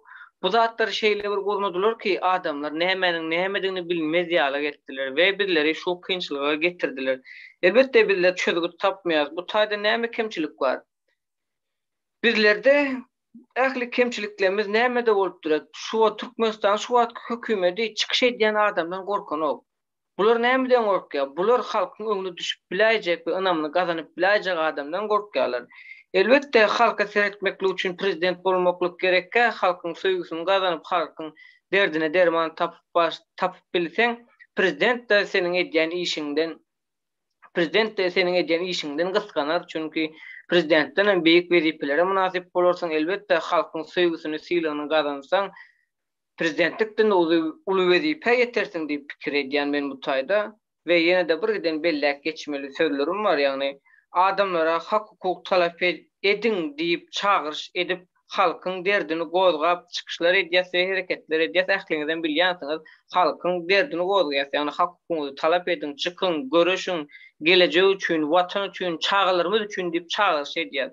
We bizler çağırış eden halatymyzda yüze çıkan adamlar var. Demokratiya umtulan hak hukukyny talap etmene çıkan adamlar var.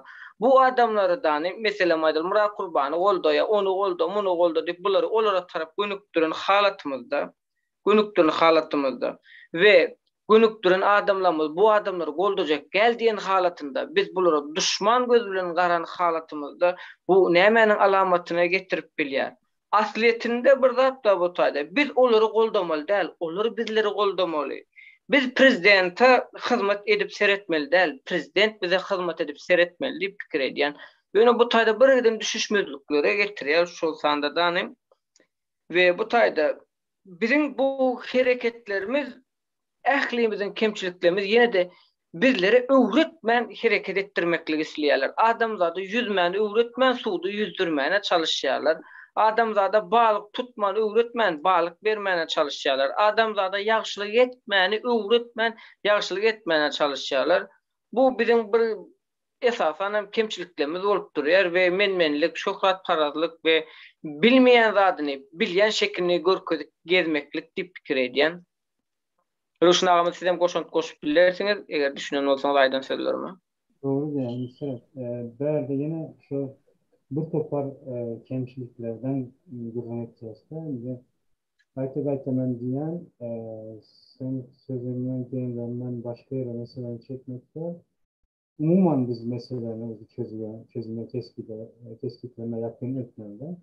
Yapılan zaten hem meselenin bol keşfetişini sebebi şu hem adamlarda yanlış bir düşünce kaynakları hem farklı hükmeti yanlış düşünce kaynakları. Biz umuman kökten ilk beşik teyze kaynaklı düşünce getirip bilmesek çok bu zatlar dolar oturar.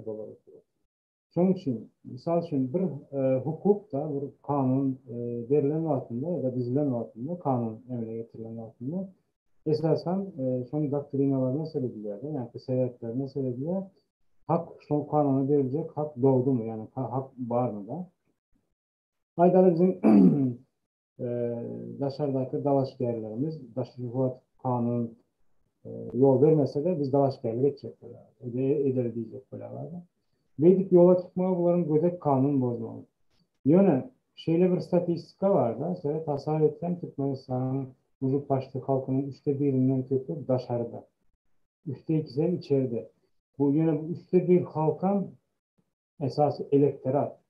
Yani elektorat demek şu sayılar yaşına 18 yaşına yeten ve ucu anlaşılmaz derecede kararap sayılav hakkını hukuku düşen adamlardan, yaş adamlardan, ayda 18 ile 55-60 yaşındaki adamlar da umuman yaş dinamik adamların hepsi dışarıdır.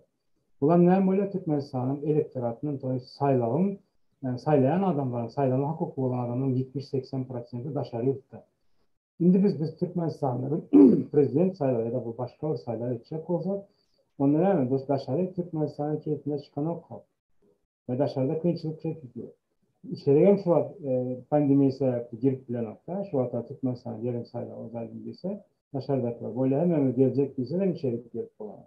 Yani şu adayı çözmek için eğer biz opozisyonerler, aktivistler, liderler, birlikler doğru hareket edecek olsak, bu hareketin yolu biz Türkmenistan'ın hareket edilen hükümetine gerek olsa mecnun organizasyonların üstüne, gerek olsa her kim öz yaşayan devletindeki Ministerstvo inostranih diyalog, başka ministerliğinin ve konsoloslukların üstüne yaşayan devletlerinde şu sayılar noktalarını açılmalarını ve şu yani bu çocukların zatların koyulmalarını biz talep etmeli.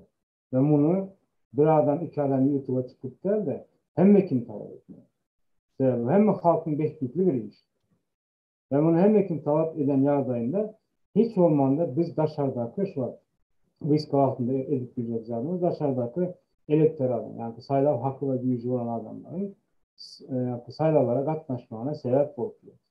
Ana sondan sonra bizim eğer 70% elektoratımız dışarıda olsa onda saylavlar dışarıda halkara gözeyçilerinin gözünün önünde bulan yardımında saylavları bunlar ilk edip bilmiyorlar. İlk etmeye, ilk edip bilen yardımından ilk etmekler. Kıyım oynuyor. En azından olarak ulu bir probleme dönüyorlar. Yani bir kanunçuluk etmek yağlı bir yolları yapılıyor. Vazmonuşları, mümkünçülükleri yapılıyor. Niye biz dışarıda şunun göresini etmiyoruz? Dalaşkerlikten ön şu an buraya yağlı bunun hemen içinde, sıranın içinde ne edipler? Şuna sebepler. İkinciden yine bir doğan hak var. Bunu hem kim ya lider men apayı sevmem diyenlerim. Anşarık bilen yok ya bilen yok. Umman gerek olsa şu olarak öğretmen olsa. Öğretmeni zaten şu. Kanun bilen zat bir gören hakkın üstünden esasından dövediler. Ve konstitüsyada ya başka bir kanunlarda düzeliş gerekmeleri olsa onda keyfi düzelişlerde şu vakti bir kanun hükümeti gelişiyor. Var olan mecburiyetlerden gelip bu kanunlar düzelişler geçip böyle modernizasyonluk böyle yükleşmeler girizip böyle. Yönetilen kanunu yolu var. Onun için birinci sebep buna kanunun esas olmalı, doktrinler olmalı, sebepleri, mecburiyetleri olmalı.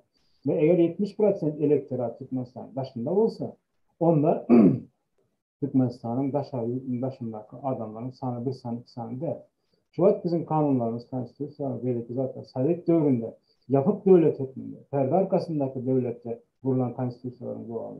Şununla birlikte dile daşa yurttaki adamlar 15 yıl içeride yaşamadık olsa sevmeyen ki Sovyet Sovyet'inde dışarı çıkan adam iç halı diyen panyate vardı. Düşünce vardı. O entegren var şu anda yani Komitet Bezapansiyası'nın içinde öğretilen birinci zatlardan şu dışarıdaki iç halı diyen panyate veriliyor. Yine bu davranı dövülen panyate bu düşürüp ayrılıp tezelenmeli düşünüyor. Sonra biz ayırıp dışarıda 1 milyon 2 milyon halkımız var olsa bunların hem saylav hakkı var. Bunların hem yani Türkmenistan rayada hükmünde özünü saylav için de başka etme hakkı var diyen düzgünü biz halk olup dışarıdaki içerideki halk olup getirip bilsek anlaşmandan sonra biz dışarıdan durup davaşkarlık edip biliriz. Böyle bir şu kanunu gözümüzü yumup şu kanunu görmezlikten gelip onu bozup biz davaşkarlık edip bilmeyiz. Onun için bu opozisyon hemen lidermen diyenlerin yaşlı zatları bilmeyen olsa onda bilen yok ya da halk bilmeyen için bilenler ama aydan yok. Ne için yankı işimiz var? Halkın cahillığından faydalanacak koyuyorlar. Düşünüyor musun? Onlara bir işine geliyor. Neticede ama hiç kimin derdi halkın nemesi der, yağdayı der. Hem kimin derdi şu yukarıdaki karmuşkada da yankı. Şu hükümetin eyle oturan ordunun eyle bilseler onlar yok etselerden öz deftikleri, öz maşkalarının, öz semyasının, öz karındaşlarının deftiklerini şu an oturan yerlerini ütledip yaşasalar bu yani bir 30 yıl adamların çağlarının ömrü var özlerinki 5 oluyor var. Şu gözüyle sebepler. Fırsatçılık gözüyle sebepler. Yani bizim görüşümüz fırsatçılık değil, kanunçılık değil. Biz halkın yağdayını düzeltecek. Şunun için biz yine şu halkın yağdayını düzeltmek ve halkın özünün düşüncelerine esası uğralıp başlasak ve yani birinci erden 3 yıl ver aytken zaten case reaction bir zat böyle bir şeyle oldu böyle oldu öyle ettiler. Doğru bunları biz keskitledik. Bundan sonra bunu nerede çözmeli? Ve o çözüm için biz aydan yani alanı bakıp gelen çıkaran keskitlemelerimizi o yerine getirip başlamalı. Tapa oluyorsan Türkmenistan başında içinde olur. Şu an biz nerede yaşayız? Biz şu an yani sıfır oy. Sağlıklı dünyada yaşayız. İnternetin üstüyle şu an fizik piyadada edip olacak işlerden has köp zatlar edip koyuyor. Oturan yerinde. Biz neşu zatları nimetleri. Ben neşu meseleler boyunca biz 10 bölümde maksatlar açmayın. Aynı 10 bölümde konsulsa varan yazdığımızda neşu tadaki aynı ratlayan konsul işlerine hiç mi soradım. Dedim, bizim halkın içinden bir hatta olan, bir arıza şikayeti olan adam sizin elektron kanınıza hat yazmağı bu bir kanun yazdığını bilsem yok bu doğu kanunu yazdı. Ne için buna cevap veremiz yok değilsem biz günde 400 saniye elektronik posta cevap yazdığımız var şu vakti. Ya görünen değerler ya gözden kaçandır bu olmasa da şunu yola koyar sökmadan cevap veririz. Demek ne? Konsolosluğun üstüne hat yazmak, arıza yazmak, şikayet etmek, konsolosluğun üstünden hükümete, Türkmenistan prezidentine, belirli işgörlerine hat yazmak, arz şikayetini yetiştirmek mümkün ve kanuni yolda. Şu ataçalı bize ne dediler? Neymiş hükümetin hem kudaklarını ya bu hükümete değişen ve sübyektleri hapalamak adına konsulslara hapalak çıktılar. Etkiler, bir sefer yalan zaten. Konsulsla bir elinde cadılık ayağı olan bir zaten. Oturan yerine hiç saat etmiyor. O elçiye zarar olmaz değil mi? Yani o elçi hükümetin kanunlarını icra etti ve hükümetin aydan zatlarını yerine getiriyor. Onların yani borçlanması. Bizim hükümete yetirecek zatlarımızı, hasletlerimizi, şikayetlerimizi onlara yetirmek, onların borçlanması. Şunun için o çatayla oturuyor. Ve şu zatlarım onlar yerine getiriyor. Biz yine şu zatları doğru bilip biz Türkmenistan'daki sayılardan biz yankı neriz ama onda biz berde sayılarlara katlaşmalı. Öz hakkımızı göz yumsak içeride 3-5 tane adam bilen olay edeceğini ediveriyor. Öz hakkımızı gözümüz otursa. Yok biz öz hakkımızı talep etsek bunun kanunu yolları var. Ne şu zatları biz halka birinci öğretmeli. Anlaşılmaz sonra biz bu zatları edip hem halka hem Türkmenistan'a geleceğini bir alacağız. Olmasa içerideki yalan diyemiştik. Biz ondan hasbeten yalan diyecek olsak, içerideki bir kanunçılık edecekmiştik de hasbeten bir kanunçılık edecek olsak, bu bağışlarsınız yani ilk aydınlayan zatlar, bu bir yani opozisyon göreşler, bu bir sidik yarıştırmak öyle. Değil mi? Başka hiç zat öyle. Onun için gelin yaşlılar, yaşlı kişiler, şu ateşler 3-4 yılın içinde hem ekin birinizi, agent ıllah edip gördünüz birinizi, başka bir nevilen düşmançılık edip gördünüz, her zat edip gördünüz, böyle neticede dışarıda bir zat edilmeli olsa cem bolup etmeli. Cem bolup. Tapo yok sen bir adamı da şu an halamak, söylemek mecburiyetinde de biz yani maşkal duymuş bulmak için hareket edemiz yok. Ya da bir karındaşlık bulmak için hareket edemiz yok. Sen onu yürüyeneyle bolup diyorsun. Tapo yok. Yönet. Alıp var yani iş halk bekliyor olsa her kimsenin bir yüzünden tutmalı. İğrençliğinden tutsadan tutmalı. Uzun. Şuna biz düşüner yazdığımıza geldik. Ben fikrim çağıracak. Onun için hem kim yaşlı yaş kişi hemmesi birine karşılığı koyup yine Kakamurat Kızı öz platformasını hödürledi. Yani dedi gelin dedi kime olsa tapo diyor gelsin ben platformunda çıkış etsinler. Debat etsinler. Debat demek ne mi? Öz fikirlerini yani etmekte fikir alışmak. Doğrusunu eğrisini. Şöyle sorular olacak. Dalaşkerlere, belirtilere olacak sorular var. Yani siz Türkmenistan'ın belli önüne çıkan adamlar olsanız, lider ya pozisyoner olsanız ya da prezident olmak isteseniz onda halkın verecek sorularına cevap verip bileniz mi? Yani halkı siz yani kanatlandırıp bileniz mi? Birinci yani çıkıp dalaşkerler ne diyelim ben dalaşker oldum halk bana diyemem ki beni goldasın böyle. Goldasın. Yani goldacak olsa golda gerek olsa size yani gelin Merke platformu kapanmak üzere platforma söyleyin. Ya başka platformadan gelin de debat edin. Ne bileyiniz? Kanun bileyiniz mi? Bileyiniz yok mu? Türkmenistan gelecek için ne edecek? Halk için ne edecek? O prosto bir şeyler bir zat var da tarih haseretsen Lenin dövrüne bakarsa tarih haseretsen Lenin dövrüne bakarsa Lenin şu Daşar Yurt'taki yani aktivist opozisyonerler ya da şolar olmayanların pulu bilen içeride revolüsyon ediptirler. Kirgizya'da olan revolüsyon yağdaylarda adamlara günlük pul veriliptirler. Ukrayna'da olan yağdaylarda da milyonlar, milyarlar dolar halka pullar azalıyor. Gruzya'da da şeyler oluyor. Armenia'da da şeyler oluyor. Şimdi bundan yola çıkıp adamlar şunu diyorlar. Halka biz pul versek onda halk hareket edecektir. Doğru mu? Halk şu an yani pul olarak yani bu pula merkezden şöyle hareket etmeyen mümkün. Yani bizimkiler yani olarak olacak adamlar yok. Ellerinde pulam yok. Ne edip başlayanlar? Hayır biz diye yani yengsek prezident olsak 500 dolar veririz. 1,5-1 dolar verelim. Ne? Bulan ne mi? Yani başlarsınız sidik açmaktır. Yaşlamaktan başka bir zaten. Mesela bizimkiler adamın eline pulu veren o. Bizimkiler söz veriyor. Alacak böyle. He? Ama Orsların bu kinosu vardı. Oturum stüdyo вечером деньги diye. Bunlar oturum stüdyo вечером деньги geçecek böyleler. Ondan Türkmenistan hazinesine alıp verecek böyleler. Böyle edilen yok. Mesela Avrupa'da, Amerika'da prezident olup balatıyorsa dalaşları olanlar adam öz puluyla kampanya alıp bağlar. Öz puluyla. Ve neticede yeni mesela Trump Dünya özünün puluyla milyarlar dolar pul harcayıp yendi. Eğitmişseniz şey dedi, öz pulunuzla ne siz halkı aldat, ben size pul veririm diyecek mi, vermeyecek mi, ne edip verirsin? İkinci dönem diye men olandan soň prezident olandan soň hazineden berdi. O hazinenin pulundan tamam o halkın pulu sen alıp bereninden sen gowa adam ya da bir ýa-da saylanmaly adam bolmaýar. Şoň üçin gelin gayret edin bir ýaşly hormat gerek bolsa birinci halka hormat koyun aldama oynama doğru durup hemme zatlara cevap verecek platformalarda çıkıp bu hemme sayılarda alıp barılan işler bir kampanya değiller ama bir kampanyalar değiller. Şu zatlarımız esasen emekliler yola koyacak. Извиняюсь. Я просто отключился, мне был звонок, телепрограмма «Мир» звонит, они надеялись, что я сегодня интервью, я сказал завтра, знаете, да? Они тоже хотят услышать мнение, что вы по поводу выборов и так далее. Я говорю, вы знаете, я сейчас веду прямой эфир в YouTube-канале, да, мы уже обсуждаем вопрос. Я говорю, завтра позвоните, будем отвечать, поэтому отключился. И второй звонок был ребята, которые сейчас задержаны находятся. Мне прислали список, тоже я отключился параллельно по другому каналу.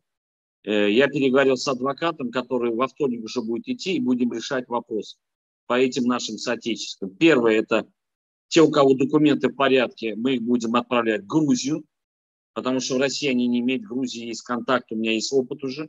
В Турцию я сказал, ехать нету смысла, ситуация экономическая тяжелая. У кого нету документов, им надо восстанавливать сертификат возвращения на родину. И есть 3 человека, которые при СССР въехали, еще только развал только начинался Советского Союза, и тоже их задержали. И есть вообще без документов. И все их задерживают каждым днем, все увеличивается. Поэтому первая задача, нам легализовываться надо, и как-то надо решить вопрос по паспортам, у кого вообще нет. Делись меня başlattım, çıktım da efendim telekanal Mir var, o da SNG kanal. Canet'in menden intervju alacak oldu. Ben dedim, eğer primo efirde erti canlasa, öz fikrini verin diye de şu vыбор boyunca. İkinci de oğlanlar Canet'tiler. Advokatla birleşip Pakaravşan çıkışı diyençe bir de taklanan oğlanlar vardı.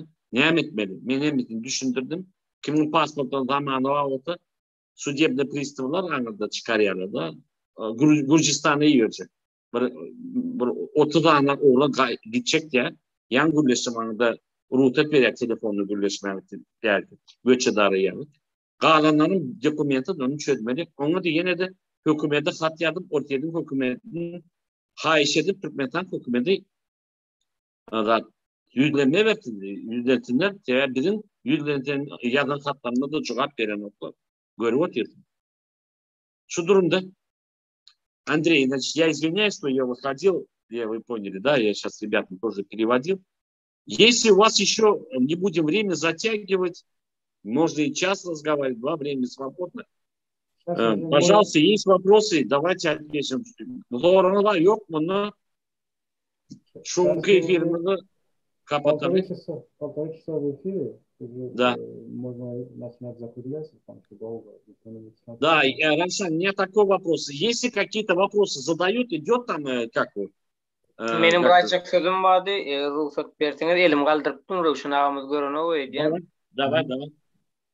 Bu tayda menin aytacak Ruşen ağamın aydın sözlerine öz fikrimi koşmak isteyen de aydın sözlerine. Yani bu tayda opozisiya ve aktivistlerin arasında ve hareket eden uğurlarında bir behvit üçün hareket eden ýaglak bolup görünýär da. Yani bu opozisiya liderleri prezident bolunçam yalan dolana göz yumayın, aktivistler de Gurbangulydan dinin dip yalan dolana göz yumayın ve en sonunda Türkmenistan'a baramızsan olsa birek kidade desteğiyle düşünceler ýaglak bilen bolýar da. Bu sebebi her bir harekette signetip görsek bir behvit üçün görüşülýär. Yani biz işlerimizde de hayti işte işleselim, şu işten bir de behvit gelecek o da şol işte işleyer. Yani adamzadın bir behvit üçün görüşeni ayrı olup bilýär ve geleceğe olan umydy üçün görüşeni ayrı olup bilýär. Bu tayda hedefler ve hareketler dürlü gidýär. Men signetip görýän bolýan. Çünkü näme bolsa şo bolsun, şu bir sagamaçy Gurbangulyny aýraly, ondan soň aynan alanasyn bir de toy bolsun diýen ýalar. Beýlekde bolsa men bir wezipe geçiň, prezident bolayın, ýöne şoňa deňeş näme bolsa şo bolsun, yalan dolanlar bilen ýörülsün diýen ýalar her bir hareketlere göz yumýarlar yalan dolanlara. Ve bu taýda näme getirip bilýär?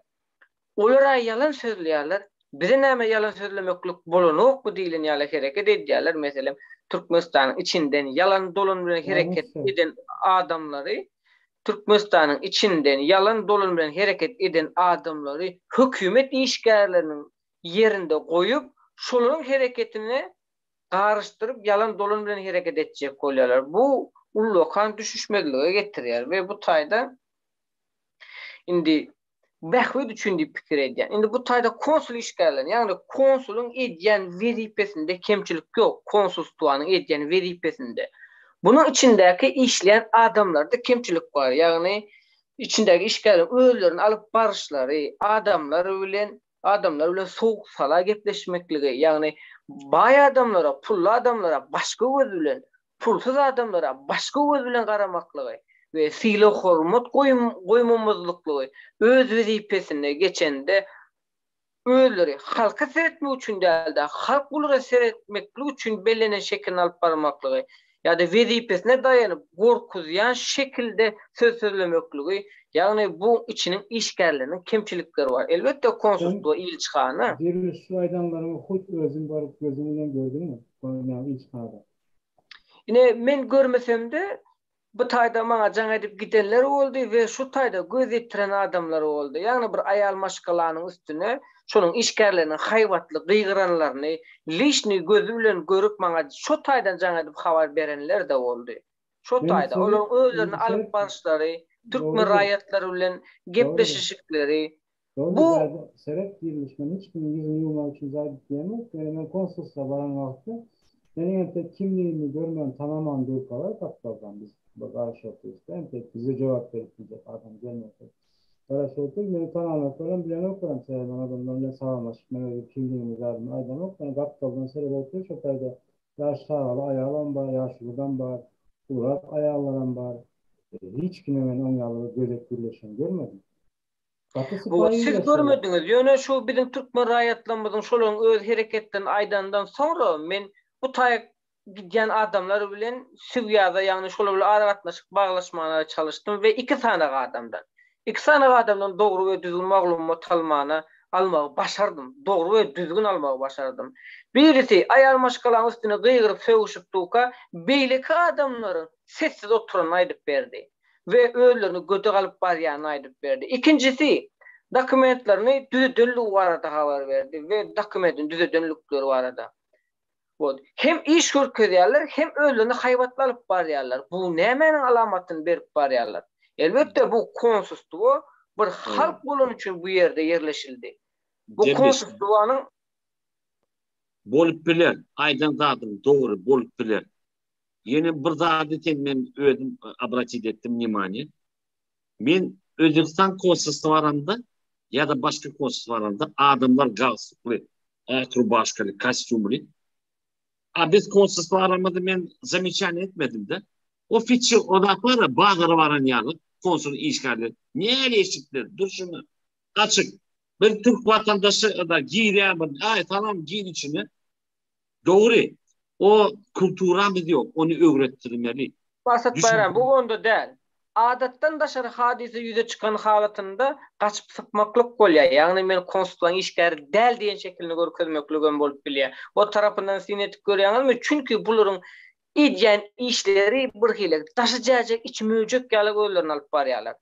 Ve bularyň özleriň egin eşiklerine sinetmekligine gerek ýetende näme üçin bular kulturny kostyumjallarly, ganstukly giyinen oktany başga şekilde giyinýärler. Meselem grajdanny biziňki ýaly giyinýärler. Näme üçin? Bu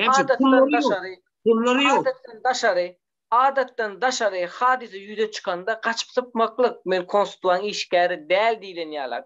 Çünkü bularyň içinde sinetip görse kanuna garandan bir kanun işlerken ýöne bunu ýüze çykarmaklyk üçin elbetde adamlaryň hakykati aýtmaklygy gerekde. Aýtmaklygy gerek. Men özüm şolar deňemeklik üçin ýürüçi iki adam bilen arabaglaşyga geçdim. İki adam üçin. İki adamdan dogry we düzgün habar we maglumat alyp gördüm. Birisi dokumentlaryny düzeden, birisi şu taýda bir aýal maşgala gyýgyryp söwüp durany, beýleki adamlardan ses çykarman, seredip durany aýtdy. Düşünýär. Gerek. Maşgala gyýgyryp, menem ýadyr şu goşun gyýgyrma diýip ertip adamlar näme pikir berýär? Äger men goşundan Maňa da ziýan bolar. Adamlar gorkady, adamlar öz maksady bilen dokument oňurup ýene başga ýerine näçe gygysyn bilemok bolup biler birleş. Ýöne ýene bir zat ýer. Şu adamlar içine oturan adamların işgallerim öz yerine da näme diýer ortlar держится за свое место. Gorkady erti bir näde doğru etdim. Menim işler, menim soňalyk bombuş bolar diýip düşünýärmi? O da sebäbi tertip ýok, okuw ýok. Konsulsa baranda konsul boldy, gazlykly boldy. Onu mu öğretmedi? Sebäbi bizim günämiz hökümeti günämi kontrol etmeli. Bizim yurdumuzda var ya, bayda da binatı täzeden remont ediler. Açık olmalı. Adamlar sağ gelin. Yöneticinin normal olur. Bizden bir fitçi var orada. Bağdaryalık değil mi? İstanbul'da var ya kafe fitçi. Şunlarla biri eşikte, biri başka eşikte. Stolları biri bir gayzalısı. Kulturu, disiplina olmalı. Düzgün olmalı normal. Ona mı öğretmen? Önümüzde ol. Önü öğretmen hükümet olmak. Doğru diye. Bu tadiyene koyduğun düşüşmelilikler var. Ardın derdin aydiyan adamları terörist deyip arda yazmaklık. Türkmen rayetlerini öz elleri bilen garalamaklık. Bu bilimlilik kolyamy, bilimsizlik kolyamy. Bu Türkmen halkyny hormat kolyamy, ýamanlyk kolyamy. Bir sygyr siýer, müň sygyr taýyr edýärler. Göz görtüli edýärler özlere. Ve her birde bulan elinde düzüp biljegem şular, bozup biljegem şular. Elbette halkam, düzüp biljegem halk, bozup biljegem halk. Ýöne näme üçin bir adama şular ya kimse sözler aýdyp duka beýlekler durýar, ha, maňa da ziýan diýer. Elbette saňa da ziýan diýer. Senem şoň ýerinde duran wagty. O da ses çıkarmaz. Edil şulat azam meseleler için, şuna meseleler bolmagy için biz yaşlar, yaş aktivistleri YouTube'da, TikTok'ta çıkış edecekler. Öz arzını, şikayetini, hakkını, hukukunu talep edecek adamlara bunu kanunu şekilde, doğru şekilde aytmalı, öğretmeli. YouTube'un kanunlarını öğretmeli. Yani medyanın, mass medyanın kanunlarını öğretmeli. Zaten hemmesini biz adamlara öğretmeli. Mesela bunlar yani havasan da havlamasan da bir kanun var. Bizim aktivistlere esas öğretilen zaten siz çıkın, soyun, karanzada deyin, eyle deyin, böyle deyin. Bu göreçte, bu yaşları bir kanunçuluğa itmek.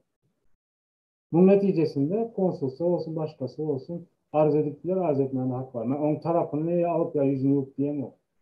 Biz öz yaşlarımızı bir kanunçuluğa itip, sonra bir kanunçuluğun nemesini kim nemetti deyip sormamız yanlış. Yani biz olarak kanuni yağdaydı hareket etmeyi. Öğretip, kanuni yağdaydı hareket eden yağdayına töhmet atılıp aleme konsolosluk tarafından bizzat edilen yağdayında biz onun sunuğuyla varanımızda konsolosluğun şu eden töhmeti için yankı Mehmet de olsa yani Putin Amerika'nın pasolunu durumun içinde çıkarıp deport edip kalır da şuradan deport ettirip duruyoruz. Eğer biz kanun hareket etsek, Türkiye'nin kanunu, Daşarıkların kanunlarında bize konsolosluğu olsun, Türkmenistan başka bir manası olsun, Türk bayrakları olsun, Türk organları olsun. Bize degen yerdeyinde biz kanunu okuyup, kanunu bozmaktan. Biz şoları şehre öldürüp biliyoruz. Böyle kanun işleyen.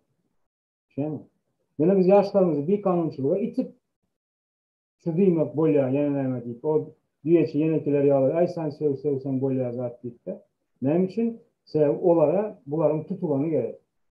Tutulandan son, nem bolya, yani Avrupa'da yine bir yerde provazarşiklikler, bunlar ağlar, yığılar, protokol, petisiler, yenilemeler, arzular, yazılar, neticede nem oldu. Yani 1. Ağustos'ta olan zatların sonunda nem oldu. Kime bir zat? Yani halk bir zat kazandı mı? Yok. Aktivistler bir zat kazandı mı? Yok. Kimler mi kazandı? Bek Medvedev'le Alamrat Akın 130 bin euro kazandı. Bilir misin şunu? Başka hiç kim hiç zat kazanmadı. Biz şu zatlara, bir kanun zatlara adamları oluşturup sana hay eyle oldu, böyle oldu, bu yanlış. Biz konsulan da olsa, prezidentten de olsa şunun yanlışını aytacağız mı? Yankıda işini yalı. Atan göre olan bu olsa at takar, halk at takar, hatana diyor. Biz şunu etmeli. Biz bir kanun hareket etmeliyiz. Konsolosluğa, hükümet değil. Bir kanun hareket etmeli de. Yaşlardan bir kanunçuluğa itmeli de. Eğer bunu etken adam olsa, Значит, şoların bilimsizliği, cahilliğin arkasından yengsesinden, öz kisesinden pul kazanlar. Kazanamamak için önüne pajalsa. Bu neme bolýar da yüzüp bilmeyen adamı suwazyňyp onu halas edýän şekilini görkezmeklik bolýar da. Yani bu taýda pully meselelerde yani köp kişi bilmeýän diýendirler elbette bizim bu edýän işlemimizi adamlaryň gözüne hakykaty görkezýän şekilimizi diýip kömek edýän şekilmizde yani bizler kömek edýär diýip aşakda edilen işleri görkezmezlige çalışýandyrlar. Ýöne biz bilýär bu eden etdilikler we şol sebäpden bizim bu rejime karşı görüşen hareketimizin gücümýänliginden elbette şu zatlaryň sebäpkär we böwet bolup duranyny da bilýär. Biz bu zatlary gaty goýulýar ýöne biz şu hakykatları aýdymyzda adamlar näme üçin bize düşman şeklinde garaýarlar. Edil bizi Gurbanuly Berdimuhammedowy goldomudymyz üçin bize mankurtlar hüjüm edişýärler. Erwet niýetli jenayetkarlar hüjüm edişýärler. Biz bulary goldomudy haltymyzda. Bularyň talapdarlary bize edil mankurtlar we şular erwet adamlara hüjüm etmäge başlaýar. Ya da düşman göz bilen garaýarlar. Edil soragyň jogabyny hutsugyna şeýerde ýaşly Andrey Raşidow ýaman gowy edip aýtdy. Men sana türkmençesi terör edip berem. Seret bir adam tapo yoksa halk olsun, adam olsun. Bir diktatör ya bir erwet hükümdary goldaýarmy? Şoňa bir yani gorkya ya bir zat etse, bir ýalňyş hareket etse ya da susýarmy da şoň hakyny talap etme. Ana şondan soň o adamyň ýanky bir zat diýdi da, o ýanky psihologiýa ýardymdan çykdy. Adamyň özü şonu goldap başlaýar. Näme üçin? Elementar psihologiýa şu. Sen ýalňyş hareket eden bolsaň, ýalňyş bir boyun bolduňmy, onuň öýüzi gelýär. Näme üçin? Adam özüni samsyk ýerine goýmajak bolup, özüniň samsyklarlygyny ya ýalňyş hareket edenligini kabul etmejek bolup, şoň uğrunda şo ýalňyşy goldap, ýa-ni diktatorlaryň beýleklerden goldap götergilep ýörýär. Değil mi? Ana şu psihologiýam bar adamda. Ana şondan biz başka bir yani göz bakış açısından seyredip şondan gitmeli. Çünkü bir lider sumak çıkıyor, ben eyle diye şonu goldayalar, sonra şondan ayrılıp bilen nokta. Ne için? On bir topar yanlışlarını goldadılar. Şey mi? 20. sentyabr deydi, 14. sentyabr deydi, $500 verecek deydi, o deydi, bu deydi, bir topar yalanlarının hemmesini bunları goldadılar. Çoğun için hem şondan ayrılıp bilmeyeler. Değil mi? Yani şöyle bir adam психология. Оторваться, Равшан, тяжело. Оторваться тяжело, потому что завтра я поддержал, а теперь ухожу, я в неудобном положении остаюсь. Да. Даже если он обманул, я согласен. Мы говорим, Андрей, по поводу ваших слов, то, что Керим Дерлиш говорит о том, что вот посольские у меня были случаи, что они оскорбляют, там семья ругалась, народ не поддерживал стоящий рядом. Мы этот вопрос сейчас обсуждали на туркменском языке, и Равшан ваши слова сказал, перевел на туркменский язык, о чем мы говорили ранее. Ну что, спасибо, я думаю, всем большое. Каждый свое слово высказал. Şunları diyalog bilen bitayın kim olsun? Daşarı takı Türkmenin içindeki hükümetin başı bir diyalog bilen öz yurdumuzu saklamalı, не потерять нам нашу родину, не потерять в физическом отношении, чтобы Туркменистан не разделился, не распался, не исчез. Поэтому мы должны искать точки соприкосновения, кто бы ни был там президентом, премьер-министром, мы должны понимать, мы должны делать общее дело, найти общий язык. Только в диалоге. Никаких силовых решений ничего не поможет. Спасибо большое, Равшан, за организацию. Спасибо, Андрей. Спасибо, Дерлиш. Minnettar çağırýanyňyz üçin, çalışýanyňyz üçin, halkdan uzakda däl, ýakynda durýanyňyz üçin, içki pikirleriňizi we bolup biläjek zatlary gizlemen paýlaşýanyňyz üçin käwür adam gizliýe elbetde köp zady aýtmaklyk islemeýär, çünki şahsy behbudyny goramaklyk üçin. Minnettar her bir zady paýlaşýanyňyz üçin, çağıryňyz üçin. Sağ olun. Kipr'da göresiň. İnşallah. Кипра удачи, да, это самое.